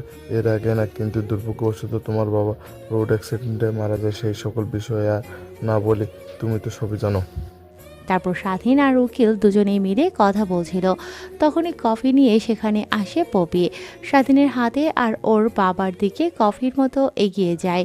কফি মগের চুমুক দিয়েছে আর পপির বাবা স্বাধীনকে উদ্দেশ্য করে বলছে, জানো বাবা, তোমাকে খুঁজছি সে কতদিন ধরে। শেষমেশ জানতে পারি তুমি উত্তর অনাথ আশ্রমে থাকো, তাই সেখানে গিয়েছি তোমার খোঁজ নেওয়ার জন্য, বাট তোমাকে সেখানে পাইনি। আসলে আঙ্কেল, আমার বয়স 18 বছরের বেশি হওয়ার পর আমাকে অনাথ আশ্রম থেকে বের করে দেয়। তারপর আমি একটা পার্ট টাইম জব করি, পাশাপাশি আমার লেখাপড়া চালিয়ে যাই। ভালো, খুব ভালো। এই অল্প বয়সে নিজেকে গুছিয়ে নিয়েছো, দেখো অনেক খুশি হলাম। আচ্ছা বাবা, তোমার কি মা বাবার কথা কিছু মনে নেই? স্বাধীন উকিলকে কি বলবে বুঝতে না পেরে আমতামতা করে বলে। আঙ্কেল, তেমন কিছু একটা মনে নেই। তারপর উকিল বসা থেকে উঠে তার রুমে চলে যায়। রুমে গিয়ে কিছুক্ষণ পর হাতে করে একটা ফাইল নিয়ে পুনরায় স্বাধীনের কাছে এসে বসে পড়ে। তারপর স্বাধীনের দিকে ফাইলটা এগিয়ে দিয়ে বলে, এই নাও বাবা, চিন্তামুক্ত হলাম। তোমার বাবা অনেক বিশ্বাস করতো আমাকে, ওনার যাবতীয় কাগজপত্র আমাকে দিয়ে রেডি করাতো। অনেক ভালো মনের মানুষ ছিল। এত কোটিপতি হওয়ার সত্ত্বেও তিনি কখনোই কারোর সঙ্গে রুট ব্যবহার করেননি। পপির বাবা কথাগুলো বলে স্বস্তির একটা নিঃশ্বাস ফেলে। তখনই স্বাধীনকে উদ্দেশ্য করে পুনরায় পপির বাবা বলে, শোনো বাবা, তোমাকে একটা কথা বলি। তোমার বাবার কোম্পানিটা এখন অন্য কেউ দখল করে আছে। তুমি আইনে সহায়তা নিয়ে তোমার বাবার কোম্পানিটা ফেরত নিতে পারো। আর তোমাকে আরও একটা কথা বলি, কখনো একা একা গিয়ে কোম্পানিতে তোমার পরিচয় দেবে না, তাহলে দেখবে তোমাকে ওরা মেরে ফেলবে। তোমাকে মেরে ফেললে ওরা সম্পত্তিগুলো দখল করতে পারবে না, কারণ হুইলে বড় বড় করে লেখা আছে তুমি ব্যতীত অন্য কেউ কোম্পানি দখল করতে পারবে না। সম্পূর্ণ কোম্পানি চলে যাবে অনাথ আশ্রমে। তারপর স্বাধীন উকিলের সঙ্গে আরো অনেক কথা বলে। উকিলের বাড়ি থেকে বেরিয়ে আসে। অনেক রাত হয়ে যাওয়ায় গাড়ি পায় না স্বাধীন। কিছু না ভেবে রাস্তা দিয়ে হাঁটতে লাগে। অমনি দেখতে পায় স্বাধীনের পিছু পিছু দুইটা ছেলে আসে। স্বাধীন কিছু একটা বুঝতে পেরে তারা প্যান্টের পকেট থেকে ফোন বের করে কিছু একটা লিখে টেক্সটে এর মাধ্যমে একজনকে পাঠিয়ে দেয়। কিছু দূর যাওয়ার পর স্বাধীন পেছনের দিকে তাকিয়ে দেখে আরো 3-4 জন ছেলে একত্রে তার পিছু পিছু আসে। স্বাধীন পেছনের দিকে আর না তাকিয়ে সামনের দিকে তাকিয়ে ডেভিল মার্কা একটা হাসি দেয়। স্বাধীন সেদিকে কোনো ভ্রুক্ষেপ নাই, ফুটপাত দিয়ে হেঁটে চলেছে। অমনি পেছন দিক থেকে চিৎকার চেঁচামেচির শব্দ শুনতে পায়। পেছনের দিকে তাকিয়ে দেখে তাকে অনুসরণ করা সেই ছেলেগুলো মাটিতে শুয়ে আছে। সেদিকে এক পলক তাকিয়ে পুনরায় মনোযোগ দেয় বাসায় যাওয়ার দিকে। একটু পর একটা রিক্সা দেখতে পায়। রিক্সাকে ডাক দিলে স্বাধীনের সামনে এসে ব্রেক করে। তারপর স্বাধীন তাদের বাসার অ্যাড্রেস বলে রিক্সাতে উঠে পড়ে। তারপর রিক্সা চলছে তার আপন গতিতে। একটু পর রিক্সাওয়ালা স্বাধীনের দেয়া অ্যাড্রেস অনুযায়ী বাসার সামনে এসে রিক্সা ব্রেক করে। তারপর স্বাধীন রিক্সা থেকে নেমে ভাড়া মিটিয়ে গেটের সামনে গিয়ে দারোয়ানকে ডাকতে লাগে। প্যান্টের পকেট থেকে ফোন বের করে দেখে রাত্রি 12টা বেজে গেছে।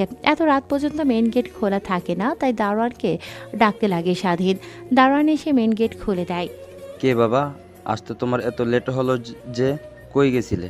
আঙ্কেল, একটা কাজে গিয়েছিলাম, ফিরতে অনেক লেট হয়েছে। তারপর স্বাধীন দারোয়ানের সঙ্গে আরো অনেক কথা বলে। তার রুমের সামনে চলে যায়। রুমে গিয়ে দরজার কলিং বেল দিতেই সজীব এসে দরজা খুলে দেয়। তারপর স্বাধীন ভূতে প্রবেশ করে দেখে যে ঈশিতাও সেখানে বসে আছে। স্বাধীনের কিছু একটা খটকা লাগে, বাট তেমন একটা বসতে দেয় না সজীব আর ঈশিতাকে। তারপর স্বাধীনকে তার বেডে বসে পড়ে তখনই সজীব তার কাছে এসে বলে, কিরে কই গিয়েছিলে? আজকে আসছে তোর এত লেট হলো যে? আর আজকে আমার অফিসে কাজ ছিল না, তাই তোর ওইখানে গিয়েছিলাম আমি আর ঈশিতা, দেখি তুই নাই। পরে ম্যানেজারকে জিজ্ঞাসা করতে ম্যানেজার বলল যে তোর কোনো এক প্রয়োজনে কাজে সেখানে গিয়েছিস। কি এমন তোর প্রয়োজন কাজ? সব সময় তোকে শহরের বাইরে থাকতে হয় আর প্রত্যেক দিন বাসায় আসতে এত লেট হয়? সজীবের এমন প্রশ্নে স্বাধীন কি বলবে বুঝে উঠতে পারে না, থতমত খেয়ে যায় সে। স্বাধীনকে এমন চিন্তিত দেখে সজীব পুনরায় বলে, দেখ, তুই আমাদের কাছ থেকে কিছু লুকাচ্ছিস। তুই না আমাদের বন্ধু, তাহলে আমাদের কাছ থেকে লুকানোর কি আছে বল? সময় হলে সব জানতে পারবি। প্লিজ এখন আমাকে কিছু বলিস না, আমার অনেক ক্লান্ত, আমি ঘুমাবো। স্বাধীনের কিছু বলে না সজীব আর ঈশিতা। তারপর এসে তার রুম থেকে বেরিয়ে তার রুমে চলে যায়। অন্যদিকে সজীব দরজা লাগিয়ে লাইট অফ করে ঘুমিয়ে পড়ে। অন্যদিকে ওই দিকের আপডেট কি? তোর ছেলে পেলে কি ছেলেটাকে ধরতে পেরেছে? বস, ওদেরকে পাঠিয়েছি অনেকক্ষণ আগে, এদের কোনো রেসপন্স পাচ্ছি না। ফোন ধরছি বাট ফোন রিসিভ করছে না কেউ। দেখ, কোনো মেয়ের সঙ্গে আকাম কুকাম করছে। বস, একবার যাদেরকে পাঠাইছেন তারা অনেক ভালো আর কাজের ছেলে। তোর যে কি কাজের ছেলে আছে তা তো আমি ভালো করেই জানি। সবগুলো তো একটা মেয়ে খোর। তা বাদ দিয়ে সেসব কথা দেখ, ভালোভাবে কোচ নে তোর ছেলে পেলেগুলো কই আছে, নাকি আবার গিয়ে আকাম কুকাম করে ধরা পড়ছে। কথাটি বলে ইমরান খান ফোন কেটে দেয়। ফোন কেটে দিয়ে বিরক্তিকর নিঃশ্বাস ফেলে বলেন, টাকা দিয়ে আমি গরু পোষণ করছি, এদের দিয়ে কিচ্ছু হবে না, আমাকে বাংলাদেশে যেতে হবে। কথাটি বলেই ইমরান খান তার সামনে থাকা টি টেবিলে জোরে লাথি মারে। টি টেবিলটি কাচের হওয়ায় ভেঙে চুরে ছারখার হয়ে যায়। তখনই ইমরান খানের স্ত্রী নিচে নেমে এসে বলে, আর বলো না, আমাদের যে অফিসের মালিক ছিল, যাকে আমি মেয়ে, এখন বর্তমানে ওর অফিস দেখাশোনা করছি, ও ওই ছেলের নামে সম্পত্তি লিখে দিয়ে গেছে যখন ওই ছেলের বয়স 22 বছর হবে। আমার উপর থেকে জানতে পেরেছি ওর ছেলের বয়স 22 বছর হতে আর মাত্র কিছুদিন দেরি আছে, তাই ওকে খুঁজছি। কিন্তু আমার গর্দবর দল কেউ খুঁজে পাচ্ছে না ওকে। কারোরই হেল্প লাগবে না আমার, আমি নিজেই বাংলাদেশে যাব কিছুদিন হলে। কথাটি বলে সেখানে আর এক মুহূর্ত না দাঁড়িয়ে থেকে ইমরান খান গাড়ি নিয়ে বেরিয়ে পড়ে। অন্যদিকে স্বাধীনের ঘুম ভাঙে আজানের শব্দে। ঘুম থেকে উঠে সজীবকে ডাক দিয়ে দুজনে ফ্রেশ হয়ে নামাজ পড়তে যায় মসজিদে। তারপর নামাজ পড়ে দুজন মিলে একটু হাঁটাহাঁটি করে পুনরায় বাসায় চলে আসে। তারপর দুজনেই তৈরি হতে লাগে কলেজে যাওয়ার জন্য। তখনই কেউ একজন এসে দরজার কড়া নাড়ে। সজীব দরজা খুলে দেখে ঈশিতা দাঁড়িয়ে আছে। ঈশিতাকে কিছু বলবে এর আগেই ঈশিতা সজীবকে উদ্দেশ্য করে বলে, বাবা তোমাদের দুজনকে খাবার খাওয়ার জন্য নিচে রাখছে। কথাটি বলে সেখানে আর এক মুহূর্ত না থেকে ঈশিতা পুনরায় তার বাসায় চলে যায়। অন্যদিকে স্বাধীন আর সজীব দুজনে পরিপাটি হয়ে কাঁধে ব্যাগ ঝুলিয়ে তাদের রুমের দরজাটা লাগিয়ে সোজা ঈশিতাদের খাবার টেবিলে চলে যায়। তারপর স্বাধীন আর সজীব একটা চেয়ার টেনে বসে পড়ে। তারপর সবাই খেতে লাগে। খাওয়ার সময় এক পর্যায়ে ঈশিতার বাবা স্বাধীনকে উদ্দেশ্য করে বলে, বাবা, তোমার কি কোনো সমস্যা হয়েছে? দারোয়ান বলল তুমি নাকি বেশ কিছুদিন হলো বাসায় ফিরছো অনেক লেট করে। ঈশিতার বাবার এমন প্রশ্নে স্বাধীনকে উত্তর দেবে বুঝে উঠতে পারে না। বিষম খেয়ে ওঠে স্বাধীন। তারপর ঈশিতার বাবা স্বাধীনের দিকে পানির গ্লাস এগিয়ে দিতেই স্বাধীন ঢকঢক করে পানি খেয়ে নেয়। নিজেকে সামনে নিয়ে আমতামতা করতেই স্বাধীন বলে ঈশিতার বাবাকে উদ্দেশ্য করে, আসলে আঙ্কেল, আমি যে রেস্টুরেন্টে কাজ করি সেইখানে অনেক কাজের চাপের কারণে বাসায় ফিরতে অনেক লেট হচ্ছে আমার। ও আচ্ছা, এই ব্যাপার। তো তোমার কোনো সমস্যা হলে আমাকে বইলো নির্দ্বিধায়। তারপর এক এক করে সবাই খাওয়া দাওয়া শেষ করে যে যার কাজে চলে যায়। অন্যদিকে স্বাধীন, ঈশিতা আর সজীব তিনজনে মিলে কলেজে যাওয়ার উদ্দেশ্যে রওনা হয়। কলেজে গিয়ে তারা তিনজন সোজা তাদের ক্লাসরুমে চলে যায়। এক এক করে ক্লাস শেষ করে তারা ক্লাসরুম থেকে বেরিয়ে একটা ফাঁকা জায়গায় বসে আড্ডা দিচ্ছিল। তখনই সজীব আর ঈশিতা স্বাধীনকে জোরাজুরি করতে লাগে। আমরা জানি তুই আমাদের কাছ থেকে কিছু না কিছু লুকাচ্ছিস। তুই যদি আমাদেরকে তোর বন্ধু মনে করিস তাহলে বলবি, না হলে তোর সঙ্গে আর কোনো কথা নেই আমাদের। দেখ প্লিজ, তোরা কিছু জিজ্ঞেস করিস না, আমি বলতে পারবো না। তোমাকে বলতেই হবে, না হলে তোমার সঙ্গে আমরা আর কোনো কথা বলবো না। তারপর সজীব আর ঈশিতার জোড়াজুড়িতে এক পর্যায়ে স্বাধীন ঈশিতা সজীবকে বলতে বাধ্য হয় তার জীবনের এক ভয়ঙ্কর অতীত, যা আজ পর্যন্ত কেউ জানে না। তারপর স্বাধীন দীর্ঘ একটা নিঃশ্বাস ফেলে ঈশিতার সজীবকে কিছু বলতে যাবে, অমনি স্বাধীনের চারপাশ ঘিরে অনেকগুলো ছেলেপেলে এসে দাঁড়ায়। হঠাৎ করে এত ছেলেপেলেদেরকে দেখে সজীব ঈশিতা ঘাবড়ে যায়। স্বাধীন কিছু বুঝে ওঠার আগে সেইখানে থাকে একটা ছেলে স্বাধীনকে মারতে আসে। অমনি স্বাধীন সেখান থেকে দৌড়াতে লাগে। অন্যদিকে স্বাধীনের চারপাশে থাকা ছেলেগুলো স্বাধীনের পেছন পেছন যেতে লাগে। দৌড়াতে দৌড়াতে একটা পর্যায়ে একটা পরিত্যক্ত গোডাউন ঘরে চলে আসে। হঠাৎ দৌড়ানো থামিয়ে দিয়ে স্বাধীন সেইখানে থম মেরে দাঁড়িয়ে থাকে। অমনি পেছন থেকে হাসতে হাসতে একটা ছেলে বলতে লাগে, কিরে থেমে গেলি যে? আরো দৌড়া, দেখি তুই কতদূর পর্যন্ত দৌড়ে যেতে পারিস। বস, আপনি কাকে মারতে পাঠাইছেন আমাদেরকে? ও তো বাংলাদেশের নাম্বার 1 আন্ডারওয়ার্ল্ডের ডন, যার নাম শুনলে বড় বড় ডনেরও মতে দেয়। কি বলছিস তুই? এগুলো দেখ, মাতলামি করিস না আমার সঙ্গে। কই আছিস তোরা এখন? ছেলেটা এখন কোথায় আছে? কাম করতে গিয়েছিলি আর দোষ দিয়েছিস ওই ছেলেটার। আমি ওর সম্পর্কে খোঁজ নিয়েছি, একটা অনাথ। বস, ওই ছেলের গ্যাংয়ের ছেলেপেলেরা আমাদেরকে মেরে এখন হাসপাতালে বেডে শুইয়ে দিয়েছে। বস, বিশ্বাস করেন আমাদের কি কোনো জায়গায় আমরা আকাম করতে জানি ওর পিছনে ছিলাম, হঠাৎ কিছু ছেলেপুলে এসে আমাদেরকে মেরে ওই জায়গায় রেখে গেছে। যাওয়ার সময় শুধু বলে গেছে ওই ছেলেটির পেছনে। কথাটি বলেই ফোন রেখে দেয় সৌরভের ছেলে। অন্যদিকে, এই তোরা কি দেখছিস? ধর শালাকে, আর পানি মারবি না, আদমরা করবি কিন্তু। বসের কড়া নির্দেশ আছে বলে দিলাম। তারপর ছেলেটির পেছন থেকে একটা ছেলে হাতে করে লাঠি নিয়ে স্বাধীনের দিকে আগাতে লাগে। সে ছেলেটি স্বাধীনের হাত ধরে অমনি স্বাধীন পেছন ফিরে ছেলেটির মুখে একটা ঘুষি মারে। ছেলেটি ছিটকে গিয়ে খানিকটা দূরে পড়ে। স্বাধীনের এমন রূপ দেখে সবাই অবাক হয়ে যায়। তারপর এক এক করে সবাই স্বাধীনকে মারার জন্য এগিয়ে আসে। স্বাধীন ছেলেগুলোকে কচু কাটার মতো করে মারছে। স্বাধীনের এমন রূপ দেখে ছেলেটি অবাক হয়ে যায়। পেছনের দিকে তাকিয়ে দেখে এখন শুধু অল্প কয়েকটা ছেলে দাঁড়িয়ে আছে, তাও ভীতু হয়ে আছে ওরা। তখনই লোকটা বলে ওঠে। কথাটি বলে সেখানে থাকা ছেলেগুলো পুনরায় স্বাধীনকে মারার উদ্দেশ্যে যেতে লাগে।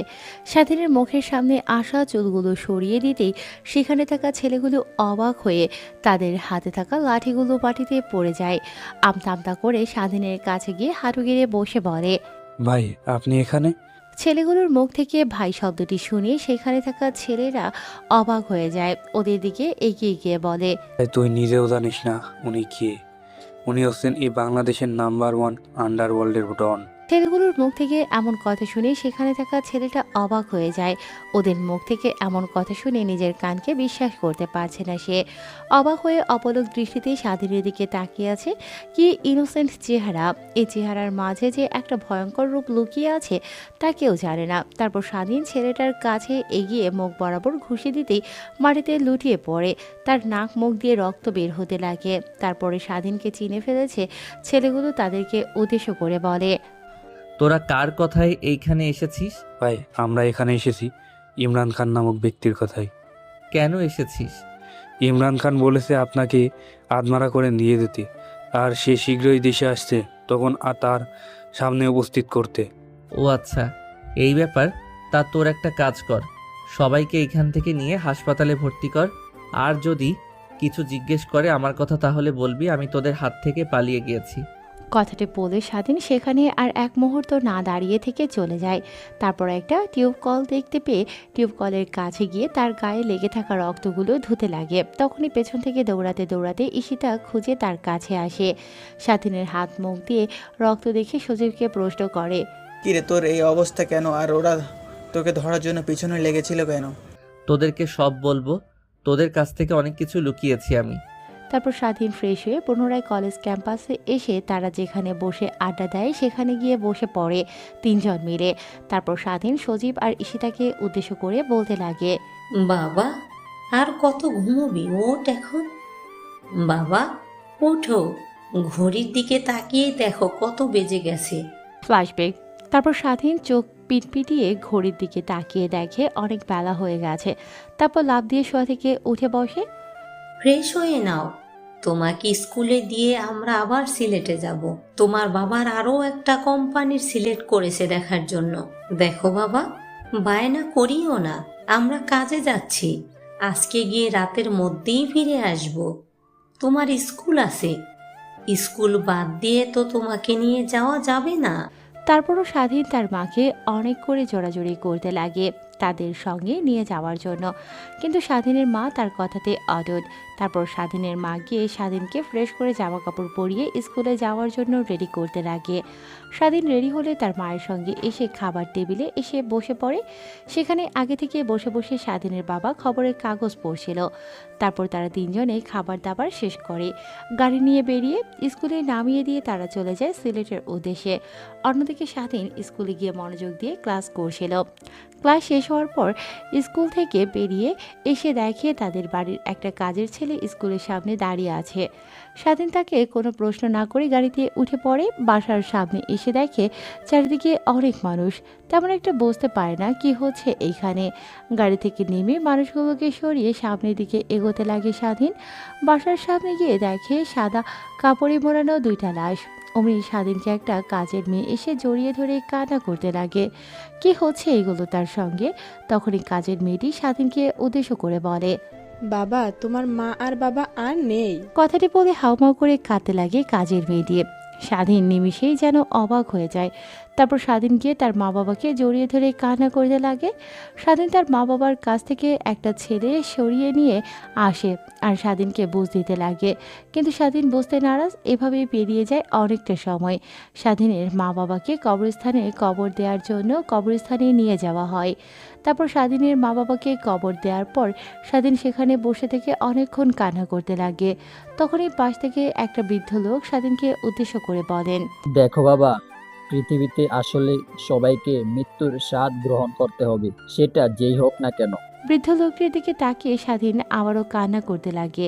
তারপর বৃদ্ধ লোকটি স্বাধীনকে কবরস্থান থেকে তুলে তার সঙ্গে করে সোজা স্বাধীনের বাসায় নিয়ে আসে। এভাবেই পেরিয়ে যায় অনেক কয়েকটা দিন। ধীরে ধীরে স্বাধীনও স্বাভাবিক হতে লাগে। তখনই হঠাৎ করে তাদের বাসায় আসে তাদের কোম্পানির ম্যানেজার, সঙ্গে আরও অনেক ছেলেপেলেদেরকে নিয়ে। হঠাৎ বাসার ভিতরে এত লোকজনকে দেখে স্বাধীন অবাক হয়ে যায়, আমতা আমতা করে বলে। স্বাধীনের কথা শেষ না হতেই ইমরান খান এসে স্বাধীনের গলা চেপে ধরে। তখনই বাড়িতে থাকা সব কাজের লোকেরা এসে ইমরান খানের হাত থেকে স্বাধীনকে ছাড়াতে লাগে। সবাই অনেক দৌড়াদৌড়িতে ইমরান খান স্বাধীনকে ছেড়ে দেয়। তখনই হাসতে হাসতে সবাইকে উদ্দেশ্য করে বলে, এই তোরা শোন, এখন থেকে এই পুরো সাম্রাজ্যের মালিক আমি। এখন থেকে তোদের বস আমি। এই পুরো সাম্রাজ্য আমাকে লিখে দিয়েছে। আর এই ছোট লোকেরা, তোদেরকে বলছি, ভালোই ভালোই বাসা থেকে বেরিয়ে যা, না হলে কিন্তু তোদেরকে কচুকাটা করে বাসা থেকে বের করব। ইমরান খানের এমন ধমক শুনে সবাই বাসা থেকে বেরিয়ে যায়। স্বাধীনের দিকে কারো তেমন কোনো ভ্রুক্ষেপ নেই। বৃদ্ধ লোকটি যাওয়ার সময় ইমরান খানের কাছে গিয়ে বলে, দেখ, যা করছিস তা ভালোই করেছিস, এখনো অন্তত ছেলেটাকে ছেড়ে দে, ওর নিজের তো একটা জীবন আছে। তখনই ইমরান খান বৃদ্ধ লোকটিকে থাপ্পড় দিতেই বৃদ্ধ লোকটি খানিকটা দূরে গিয়ে পড়ে। তখনই হাসতে হাসতে বৃদ্ধ লোকটিকে উদ্দেশ্য করে ইমরান খান বলে, আমি কি তোর কাছ থেকে জ্ঞান নিয়ে চলবো? ভালোই ভালোই বলেছি চলে যেতে, তুই এসে আমাকে জ্ঞান দিচ্ছিস। আর এর কি অবস্থা করব তা তো তুই নিজেও জানিস না। তারপর ইমরান খানের সঙ্গে আসা ছেলেগুলো বৃদ্ধ লোকটিকে মেরে বাসা থেকে তাড়িয়ে দেয়। অন্যদিকে ইমরান খান স্বাধীনের সঙ্গে নির্মম অত্যাচার করতে লাগে।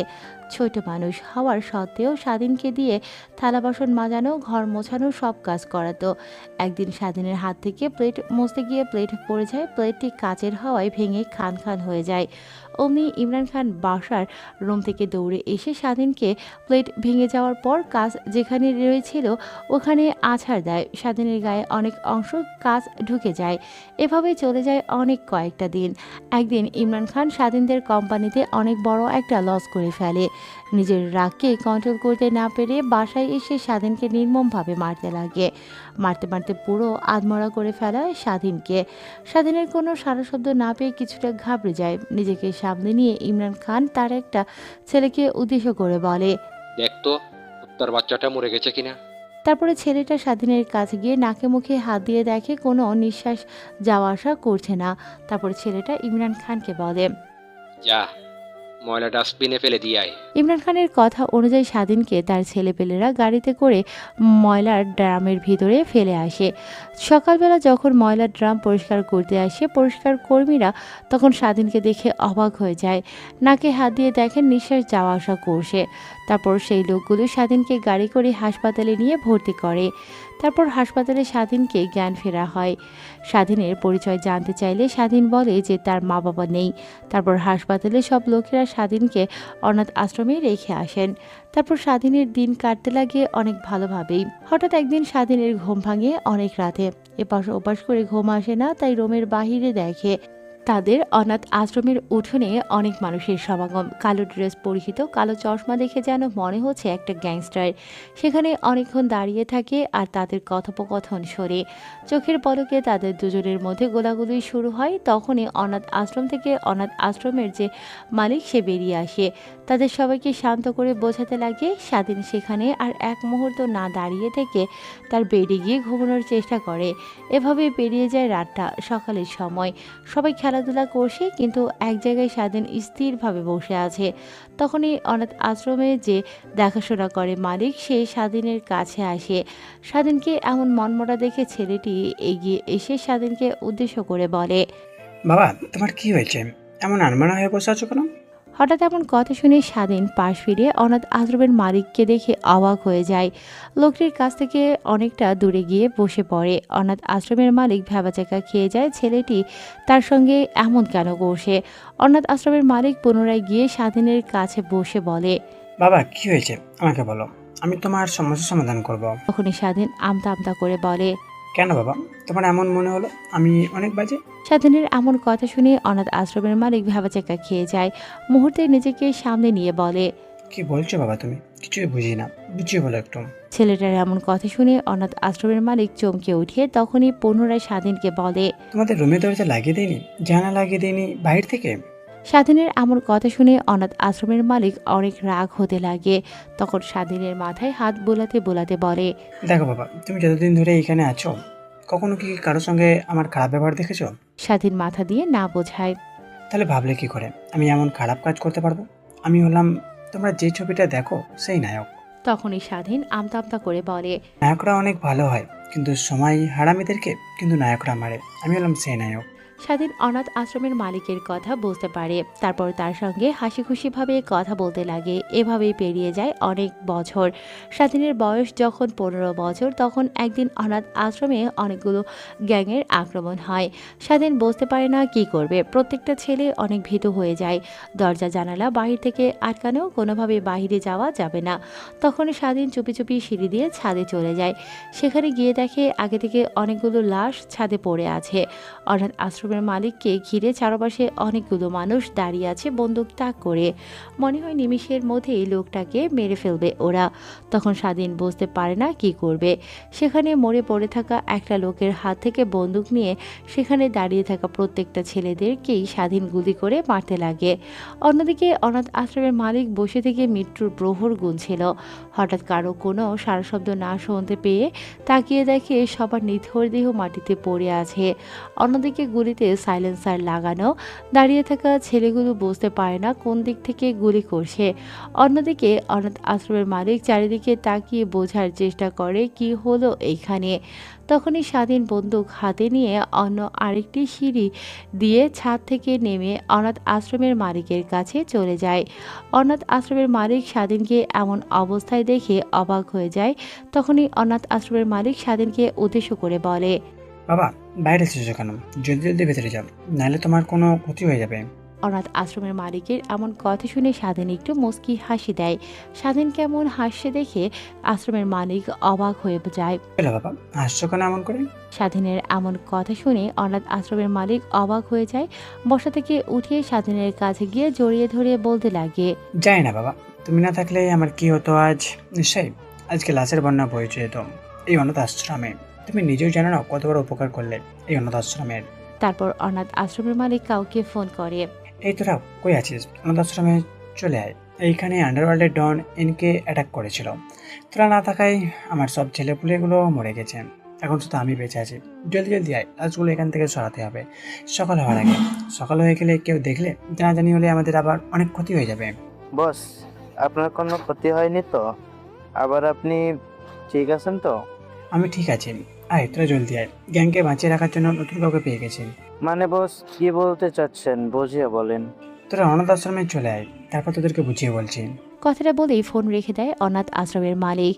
তারপর স্বাধীন আর অনাথ আশ্রমের মালিক ওয়াশরুমে গিয়ে গায়ে লেগে থাকা রক্তগুলো ধুতে লাগে। একটু পর বাহিরে অনেকগুলো গাড়ির শব্দ শুনতে পায়। তারপর স্বাধীন আর অনাথ আশ্রমের মালিক ওয়াশরুম থেকে বের হয়ে দেখে তার ছেলেপেলেগুলো এসেছে। গাড়ি থেকে নেমে দৌড়ে অনাথ আশ্রমের মালিকের কাছে এসে দেখে আর বলতে লাগে, আপনি ঠিক আছেন তো? আপনার সঙ্গে কথা বলার পরে জানতে পারলাম যে এনকে তার ছেলেপেলেদেরকে নিয়ে আপনাকে আক্রমণ করেছে। তাই আর এক মুহূর্ত ওয়েস্ট না করে সোজা এখানে চলে এসেছি। তখন এই ছেলেটার চোখ যায় স্বাধীনের দিকে। বড় বড় চোখ করে স্বাধীনের দিকে তাকিয়ে অনাথ আশ্রমের মালিককে উদ্দেশ্য করে বলে, বস, এই ছোট্ট ছেলেটা এখানে কেন? তখনই অনাথ আশ্রমের মালিক হাসতে হাসতে ছেলেগুলোকে উদ্দেশ্য করে বলে, তোদেরকে বললাম না আমার গ্যাংকে বাঁচিয়ে রাখার জন্য আমার গ্যাংয়ের নতুন গ্যাংস্টার পেয়ে গেছি, যে কিনা একাই পুরো গ্যাংকে খতম করে দিতে পারে। মানে কি বোঝাতে চাচ্ছেন? মানে হলো আজ থেকে এই গ্যাংয়ের নতুন মেম্বার বা তোদেরও বস স্বাধীন। অনাথ আশ্রমের মালিকের কথা শুনে ছেলেগুলো অবাক হয়ে তাকিয়ে আছে স্বাধীনের দিকে। উদ্বেগ কণ্ঠ নিয়ে ছেলেগুলো বলে ওঠে, বস কি বলছেন? আপনি বুঝে বলছেন তো? হ্যাঁ, আমি সব বুঝে বলছি। তোরা নিজেরাও জানিস না আজ যদি এই ছেলেটা না থাকতো তাহলে আমার কি হতো।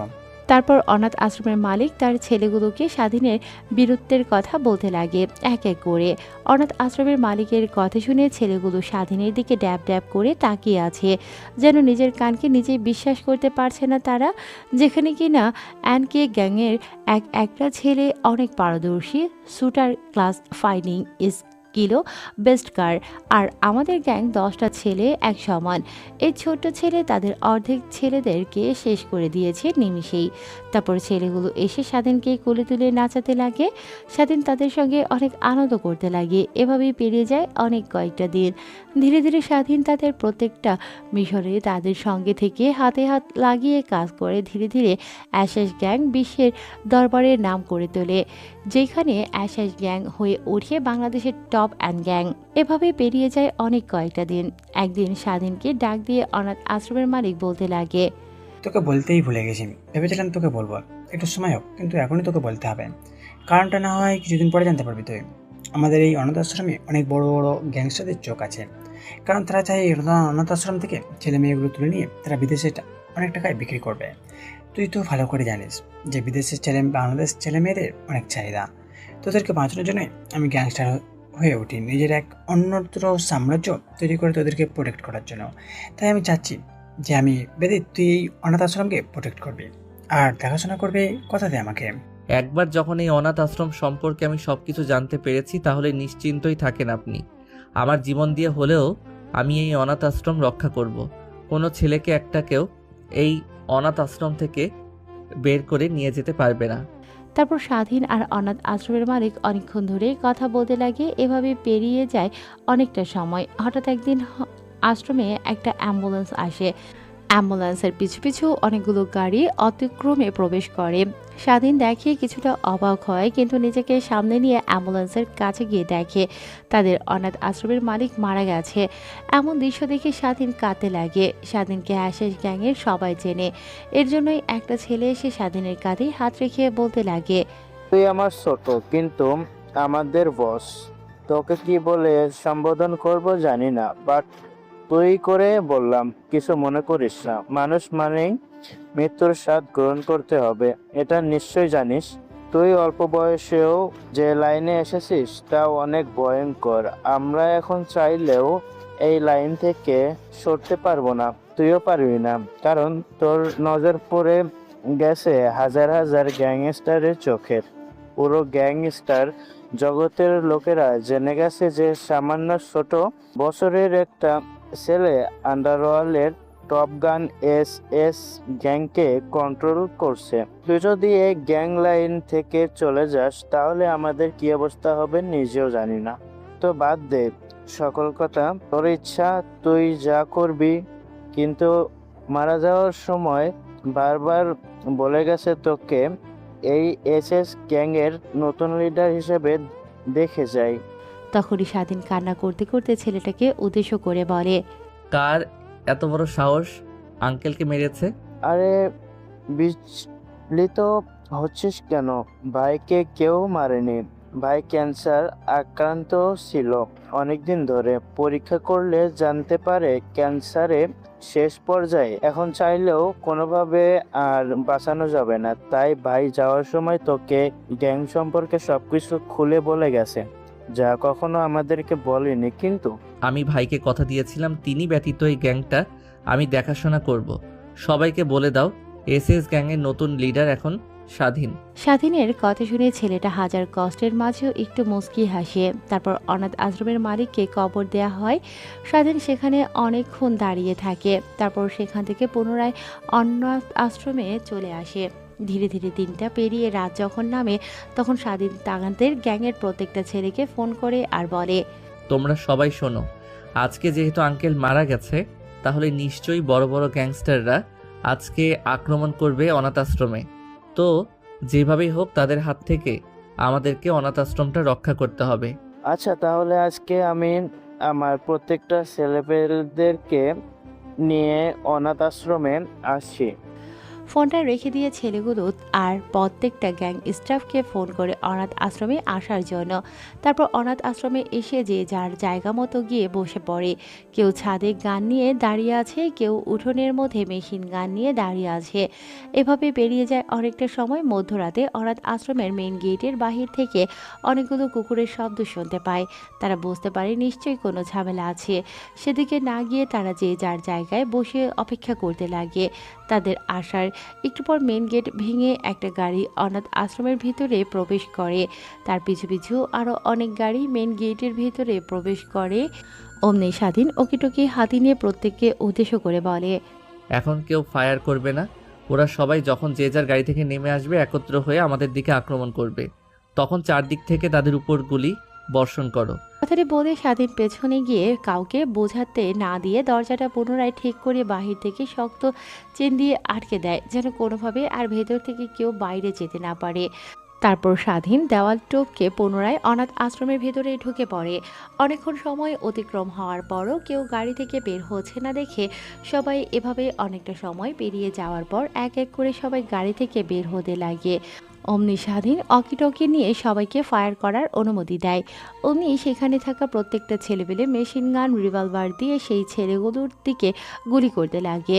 অন্যদিকে ছেলেগুলো বুঝতে পারে না এখন কি করবে তারা। ভেবেছিল যে অ্যাশ গ্যাংয়ের লিডার হয়তো মারা গেছে, তাহলে এই গ্যাং আর কেউ দেখাশোনা করছে না। অনায়াসেই এই অনাথ আশ্রম থেকে ছেলেগুলোকে কিডন্যাপ করে বাহিরে নিয়ে যাওয়া যাবে। তারপর ছেলেগুলোকে বিদেশে বিক্রি করে অনেক টাকা পাবে তারা। কিন্তু তাদের ভাবনার শেড ঘেটে এমন দৃশ্য দেখে তারা চিন্তা ভাবনার আগেই সবাই মাটিতে লুটিয়ে পড়তে লাগে। গুলি বর্ষণ হচ্ছে যেন বুঝে উঠতে পারছে না কোন দিকে পালাবে তারা। দৌড়ে মেন গেটের দিকে যেতে লাগে তারা, কিন্তু বাহির থেকে আগে থেকেই স্বাধীন গেটটা লাগিয়ে দিয়েছে। তারপর অ্যাশেজ গ্যাংয়ের সবাই গেটের দিকে গুলি করতে লাগে। নিমেষেই আশ্রমটা মৃত্যুপুরীতে রঞ্জিত হয়ে যায়। তারপর স্বাধীন বা অকিটকি দিয়ে ফায়ার বন্ধ করতে বললেই সবাই গুলি করা বন্ধ করে দেয়। তারপর এক এক করে সবাই গাড়িগুলোর দিকে গান নিয়ে এগোতে লাগে। গাড়িগুলোর ভেতরে গিয়ে দেখে কেউ আর জীবিত নেই, সবাই মারা গেছে। তারপর স্বাধীন মেন গেটের কাছে গিয়ে ছেলেগুলোর পালস চেক করে দেখে এরাও মারা গেছে। প্রায় 100 জনের মানুষের নিথর দেহ মাটিতে লুটিয়ে রয়েছে। তারপর স্বাধীন অনাথ আশ্রমের মেন গেটটা শিকল খুলতেই বাইরের দিকে তাকিয়ে দেখে একটা ট্রাক দাঁড় করানো। তারপর স্বাধীন ট্রাকের কাছে গিয়ে দেখে কেউ নেই, বোধহয় গুলি করার শব্দে পালিয়ে গেছে সবাই। তারপর স্বাধীন পুনরায় অনাথ আশ্রমের ভিতরে চলে আসে। তারপর একটা ছেলেকে উদ্দেশ্য করে বলে, বাইরে গিয়ে দেখো একটা ট্রাক দাঁড় করানো, ট্রাকটা ভিতরে নিয়ে আয়। তারপরে ছেলেগুলোকে লোড করে নদীতে ফেলে দিয়ে আয়। স্বাধীনের কথা অনুযায়ী একটা ছেলেকে ট্রাকটা নিয়ে আসে। তারপর অনাথ আশ্রমে থাকা নিথর দেহগুলো ট্রাকে লোড করে নদীতে ফালিয়ে দেওয়ার জন্য। ধীরে ধীরে গ্যাংস্টার জগতে রাজ করতে লাগে অ্যাশেজ গ্যাং। অ্যাশেজ গ্যাংয়ের নাম শুনলেই সবাই অবাক হয়ে যায়, ভয়ে কাঁপতে লাগে থরথর করে। সে থেকে সবাই ভয় পেতে লাগে অ্যাশেজ গ্যাংকে। এরপর থেকে কেউ আর অনাথ আশ্রমের দিকে কুদৃষ্টিতে তাকায়নি। ধীরে ধীরে স্বাধীনের বয়স হয়ে যায় 18+। নিয়ম অনুযায়ী অনাথ আশ্রম থেকে বের করে দেয় স্বাধীনকে। তারপর থেকেই পরিচয় হয় সজীবের সঙ্গে। বর্তমান ও আচ্ছা, তাহলে এই তোর ভয়ঙ্কর রূপ। অনেক শুনেছি যে এসএস গ্যাং সম্পর্কে, কিন্তু কখনো ভাবিওনি যে আমি কিনা এসএস গ্যাংয়ের লিডারের স্বাধীনের সঙ্গে থাকি। বস, আপনাকে অনেক গালাগালি করেছি বস, প্লিজ আমাকে মাফ করে দিন। সজীবের এমন কথা শুনে স্বাধীন হাসতে লাগে। সবাই হাসি থামিয়ে পুনরায় সজীব বলে, আচ্ছা, বুঝতে পারলাম তোর গ্যাংস্টার হওয়ার গল্প, কিন্তু তুই যে বললি শেখ ইন্ডাস্ট্রির মালিক, এখনও তুই আছিস? জানতে চাস কিভাবে আমি জানলাম শেখ ইন্ডাস্ট্রির মালিক এখনও আমি আছি? আমি কাজ থেকে একদিন ফেরার সময় অনেকগুলো ছেলে আমাকে কিডন্যাপ করে। তারপরে কিডন্যাপ করে সিরাজগঞ্জে নিয়ে যায় আটকে রাখার জন্য। কিন্তু তারা তো আর জানে না কাকে কিডন্যাপ করেছে। তারপর তাদেরকে মেরে সেখান থেকে আমি পালিয়ে আসি। তারপর আমার ছেলেপেলেদেরকে ইনফর্ম করলে তারা খোঁজ নিতে লাগে কী জন্য আমাকে ওরা কিডন্যাপ করলো। আমি তো অনেক ভীত হয়ে যাই। না জানি ওরা আমার এত বছরের ভয়ঙ্কর রূপ বুঝতে পারলো নাকি, এই চিন্তায় ছিলাম। আমার ছেলেপেলেদেরকে লাগিয়েও বুঝতে পারি না। হঠাৎ একদিন জানতে পারি একটা উকিল প্রতিনিয়ত যাওয়া আসা করছে অনাথ আশ্রমে। তারপর তার খোঁজ নিয়ে দেখা যায় যে আমাকে খুঁজছে, কারণ আমার বাবা আগে থেকেই জানতো তার এই বিশাল সয় সম্পত্তির দিকে অন্য কারোর নজর আছে। তার কারণেই সে আগে থেকেই সম্পত্তি আমাকে লিখে দিয়ে যায়। যখন আমার বয়স হবে 22 বছর, আমার জীবনের আশঙ্কা থাকায় বাবা দলিলে এই লিখে দিয়ে যায় যে যদি আমি না বাঁচি কিংবা মারা যাই তাহলে এই সয় সম্পত্তি সবগুলো বাংলাদেশ সরকারের আন্ডারে চলে যাবে। তাই যেভাবেই হোক ওরা আমাকে জীবিত চাচ্ছে, আর একটা সই নেওয়া হলেই ওরা আমাকে মেরে ফেলবে। কিন্তু ওরা তো জানে না আমি কে, জানলে কখনো হয়তো আমার দিকে ফিরে তাকাতও না। কথাটা বলেই স্বাধীন হা হা করে হাসতে লাগে। অন্যদিকে সজীব আর ঈশিতা স্বাধীনের দিকে হা করে তাকিয়ে আছে। বিশ্বাস করতে পারছে না স্বাধীনের বলা কথাগুলো শুনে, যেই শেখ ইন্ডাস্ট্রি বাংলাদেশের টপ অন ইন্ডাস্ট্রি সেটাই কিনা স্বাধীনের। তারপর স্বাধীন, সজীব আর ঈশিতা আরও অনেক কথা বলতে লাগে। এভাবেই দুপুর পেরিয়ে কোথা থেকে দিয়ে যে বিকেল হয়ে যায় সেদিকে কারো কোনো ভ্রুক্ষেপ নেই। তখনই স্বাধীন ঈশিতা আর সজীবকে উদ্দেশ্য করে বলে, আচ্ছা, আমার ভয়ঙ্কর রূপ আর আমার জীবন সম্পর্কে তো তোমাদেরকে বললামই, এখন তোরা তোদের সম্পর্কে বলবি কি চলছে এগুলো। স্বাধীনের এমন কথা শুনে ঈশিতা আর সজীব বিষম খেয়ে যায়। কাশতে লাগে তারা দুজন। তারপর স্বাধীন তার ব্যাগ থেকে পানির বোতল বের করে সজীব আর ঈশিতার দিকে এগিয়ে দিয়ে বলে, এই নে পানি খা, কিন্তু সত্যিটা বলতে হবে। তারপর পানি খাওয়া শেষ হলে সজীব স্বাধীনকে বলে, তোর কথার আগামাথা কিছুই বুঝলাম না। আমাদের সম্পর্ক মানে? হা হা হা, তুই হয়তো ভুলে গেছিস আমি এসএস গ্যাংয়ের লিডার। আমি মানুষ দেখলেই বলে দিতে পারি, এখন নিজের মুখে স্বীকার করবি না আমি বলবো? থাম ভাই, থাম। আর কিছু লুকাতে চাই না তোর কাছ থেকে। তোর এই ভয়ঙ্কর রূপ দেখে আমি নিঃসন্দেহে বুঝতে পারছি তুই আমাদের সম্পর্কে সব কিছুই জেনে গেছিস। আমি আর সজীব একে অপরকে ভালোবাসি অনেক বছর ধরে, কিন্তু কেউ কাউকে বলিনি। রিসেন্টলি কয়েক মাস আগে আমি সজীবকে বলি। সজীব আমার প্রপোজটা অ্যাকসেপ্ট করে নেয়। তোকেও বলতাম আর কয়েকটা দিন পার হলে। তখন স্বাধীন চিন্তিত কণ্ঠে ঈশিতাকে তাকে উদ্দেশ্য করে বলে, আচ্ছা আঙ্কেল আন্টি কি তোদের রিলেশনটা মেনে নেবে? তখনই ঈশিতা হাসতে হাসতে বলে, কি বলছিস তুই? মেনে নেবে না মানে? এমনিতেই মা বাবার তোমাদের দুজনকে অনেক ভালোবাসে, নিজের ছেলেদের মতো। আর মা বাবাকে বললে কখনোই দ্বিমত করবে না আমার উপর দিয়ে, সেটা তো তুমি ভালো করেই জানো। এভাবে কথা বলতে বলতে অনেকটা সময় পার হয়ে যায়। হাসি আনন্দ ফুর্তি করতে করতে তারপর কলেজ ক্যাম্পাস থেকে বেরিয়ে রাস্তা ধরে হাঁটতে লাগে তারা। একটু পর রেস্টুরেন্টে চলে যায় তারা। তারপর খাওয়া দাওয়া শেষ করে বাসায় চলে আসে। সন্ধ্যা পেরিয়ে রাত হয়ে যাওয়ায় স্বাধীন আর সজীব দুজনেই পড়তে বসে। তখনই স্বাধীনের ফোনে কেউ একজন ফোন করে। ফোনটা রিসিভ করতেই ওপাশ থেকে বলতে লাগে, ভাই সরি এই অসময়ে আপনাকে ফোন করার জন্য, কিন্তু একটা আনন্দের বিষয় আছে যা আপনাকে না বললেই নয়। এত হেয়ালিপনা না করে কি বলবি বল। ভাই আমরা জানতে পেরেছি ইমরান খান আমেরিকা থেকে বাংলাদেশে আসছে, আজকে রাতেই ফ্লাইট। স্বাধীন মারুফের কথা শুনে অনেকটাই খুশি হয়। ইমরান খান এয়ারপোর্ট থেকে বের হওয়ার পর কোথায় যাচ্ছে, কি করছে, সব ইনফরমেশন আমি জানতে চাই। যেভাবে পারিস তোরা ইনফরমেশনগুলো কালেক্ট করে আমাকে দিবি।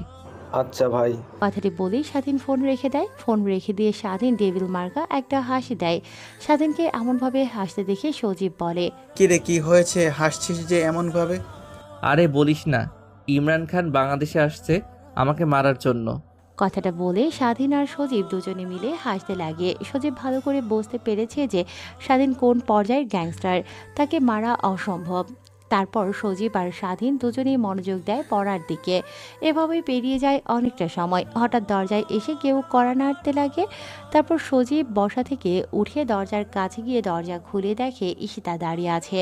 তখনই ঈশিতা স্বাধীন আর সজীবকে বলে, মা বাবা তোমাদেরকে ডাকছে খাবার খেয়ে আসার জন্য।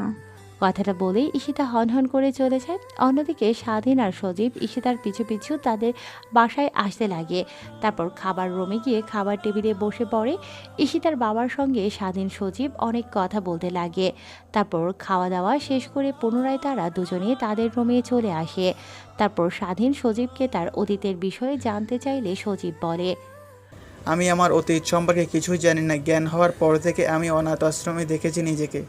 সজীবের কথা শুনে স্বাধীন বাকরুদ্ধ হয়ে যায়, কারণ স্বাধীন একটু হলেও মা বাবার আদর পেয়েছে, কিন্তু অন্যদিকে সজীব কিছুই পায়নি। স্বাধীন এও বুঝতে পারে যে সজীব অনেক দিন ধরে অনাথ আশ্রম থেকে বড় হয়েছে। তারপর স্বাধীন আর সজীব দুজনে আরও অনেক কথা বলে ঘুমিয়ে পড়ে।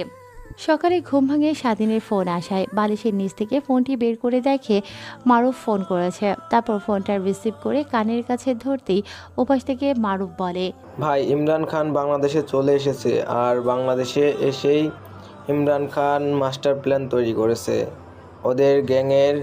আমার একটা ছেলে আছে, ওর কাছে থেকে খবর পেলাম ওরা নাকি আন্ডারওয়ার্ল্ডের সব ডনকে একত্রে করেছে আপনাকে মারার জন্য।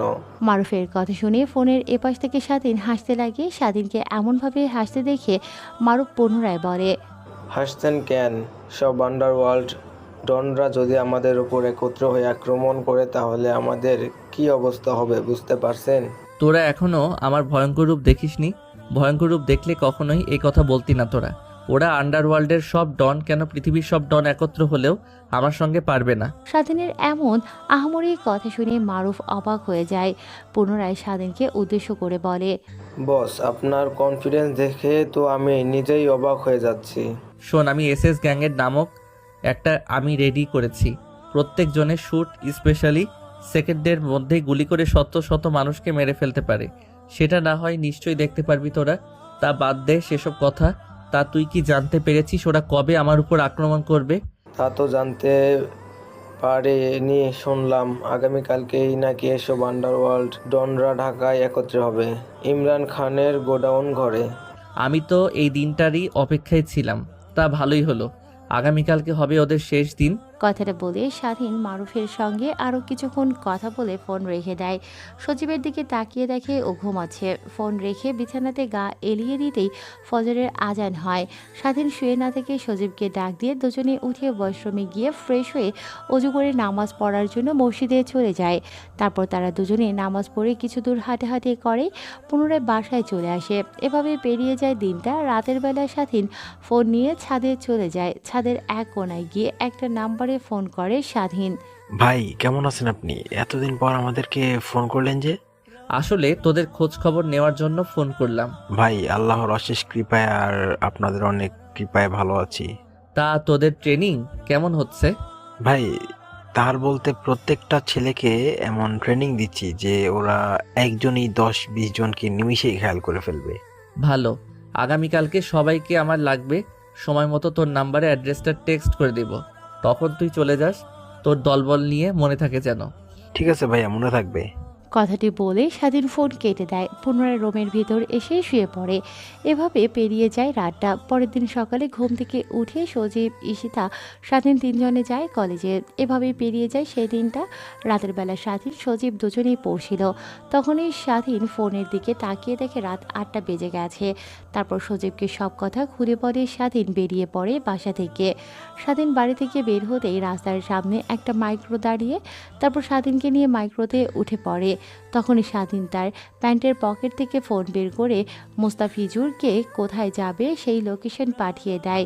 গাড়ি চলছিল তার আপন গতিতে। একটু পর গাড়ি গিয়ে ব্রেক করে একটা পরিত্যক্ত বাড়ির সামনে।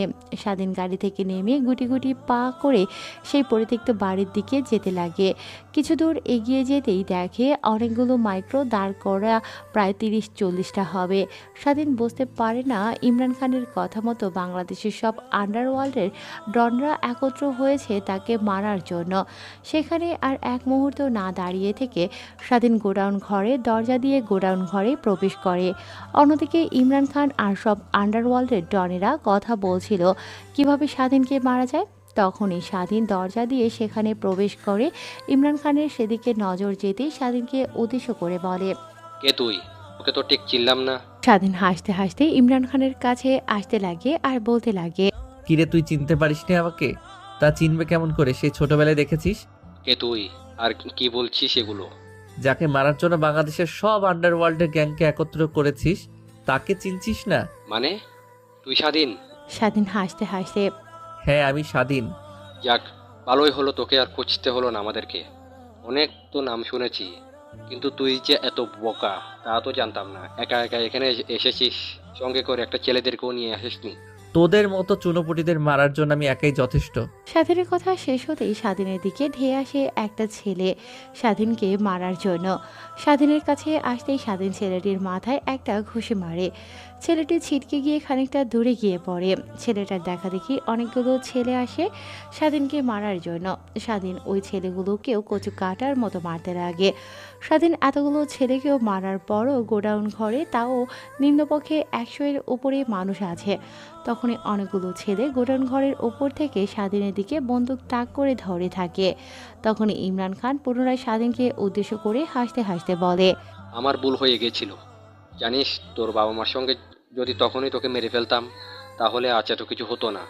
সেসব কথাও বাদ দিলাম, তোকে মেরে ময়লার ডাস্টবিনে ফেলে আসাটাই ভুল ছিল আমার। যদি নদীতে ভাসিয়ে দিতাম তাহলে আর তো বাঁচতি না, আর আমার এত এত ক্ষতিও করতে পারতি না। ইমরান খান কথাগুলো বলে তার প্রত্যেকটা ছেলেকে যেই বলবে তাদেরকে ফায়ার করার জন্য ইমরান খান ছেলেগুলোর দিকে তাকিয়ে দেখে ছেলেগুলো সেখানে মাটিতে পড়ে আছে। ইমরান খান বুঝতে পারে না এই অল্প সময়ের মধ্যে কি হলো এখানে। তারপর সেখানে থাকা আরও অনেক ছেলেবেলেদের উপরে গুলি বর্ষণ হতে লাগে।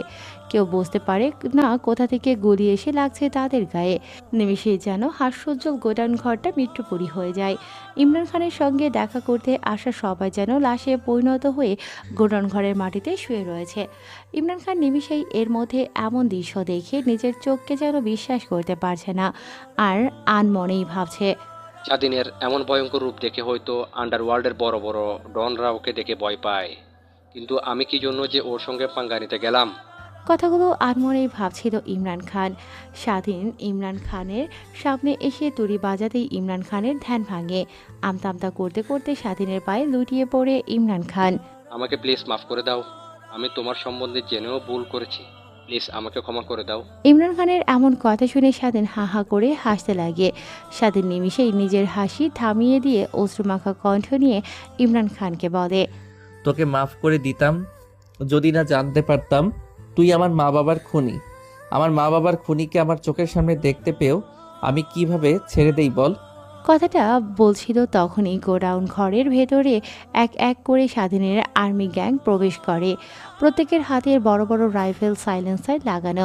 প্রত্যেক ছেলেদেরকে দেখে এমন মনে হচ্ছে ওরা যেন এক একজন বড় বড় আর্মি কমান্ডার। তারপর স্বাধীনের কাছে এসে একটা ছেলে বলে, ভাই আমাদের আসতে একটু লেট হয়ে গেছে, আপনার কোনো সমস্যা হয়নি তো? না, কোনো সমস্যাই হয়নি। এখন এই গোডাউন ঘরটা পরিষ্কার কর, অপবিত্র রক্ত দিয়ে রঞ্জিত হয়ে আছে।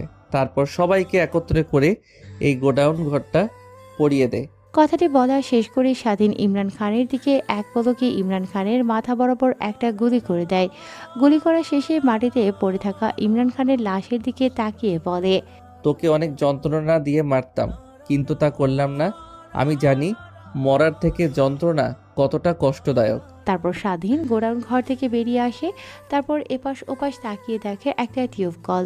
তারপর স্বাধীন টিউব কলের কাছে গিয়ে হাত মুখ ধুয়ে রক্ত লাগায়, রক্তগুলো পরিষ্কার করতে লাগে। অন্যদিকে স্বাধীনের অ্যাশেস আর্মি ছেলেপুলেগুলো ইমরান খানের সঙ্গে দেখা করতে আসা আন্ডারওয়ার্ল্ডের ডনগুলোকে একত্র করে বেঁধে গোডাউন ঘরে আগুন লাগিয়ে দেয়। স্বাধীন সেখানে কিছুক্ষণ দাঁড়িয়ে থেকে গোডাউন ঘর পুড়তে দেখে। তারপর সেখানে আর না দাঁড়িয়ে থেকে স্বাধীন বাসায় চলে আসে। অন্যদিকে তার ছেলেপেলেরাও বাসায় চলে যায় যে যার মতো।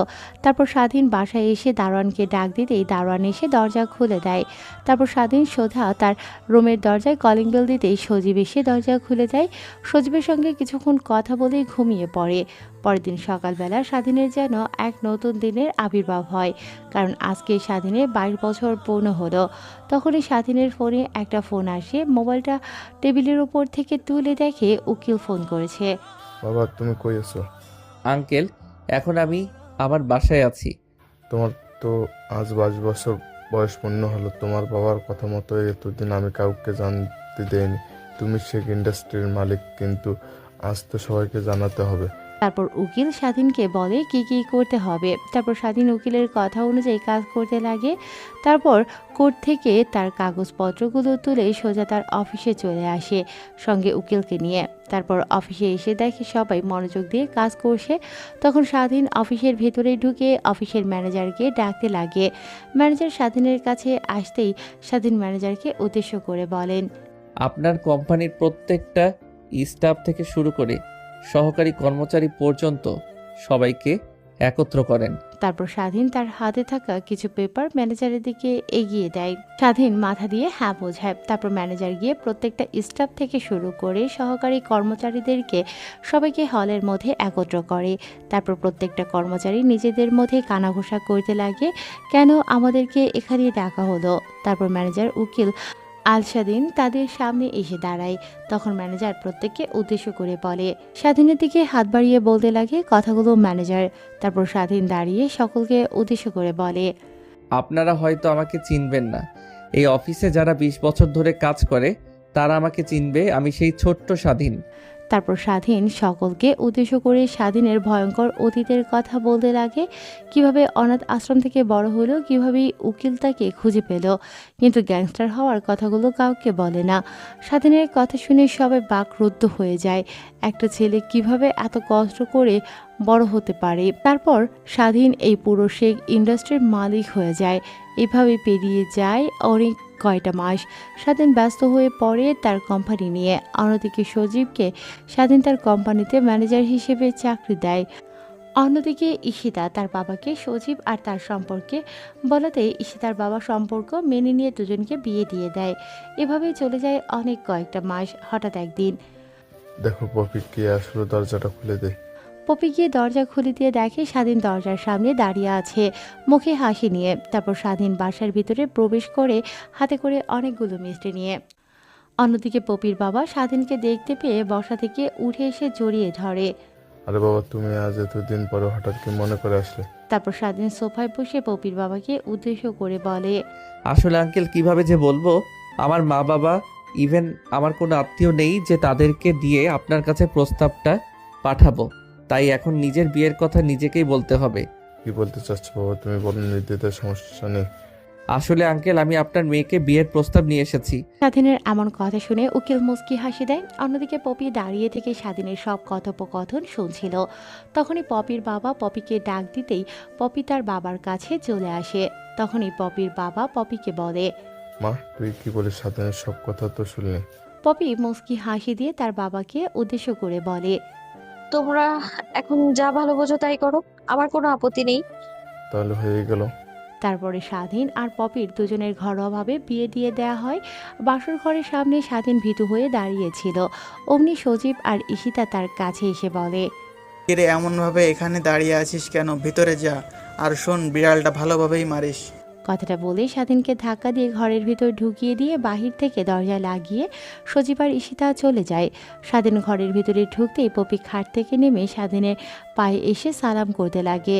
স্বাধীন পপিকে তুলে খাটে নিয়ে গিয়ে বসিয়ে দেয়। আসলে কিভাবে বলবো, তোমার বাসায় তোমাকে প্রথম দেখতে পেয়ে আমার অনেক ভালো লাগে। আপনি তো আমার বাসায় গিয়ে আমাকে দেখেছেন, আর আমি আপনাকে প্রায় 2 বছর ধরে পছন্দ করে আসছি। মানে? আসলে আপনি যে কলেজে পড়াশোনা করছেন, আমি ওই একই কলেজে পড়াশোনা করি। বোরকা পরে কলেজে যাওয়া আসা করে আপনি আমায় তেমন একটা দেখেননি বা চেনেনও না। তাহলে ওয়ান সাইড লাভ না টু সাইড লাভ? কথাটা বলেই স্বাধীন হাসতে হাসতে পপিকে নিয়ে ভালোবাসার এক অতল সমুদ্রে ডুব দেয়।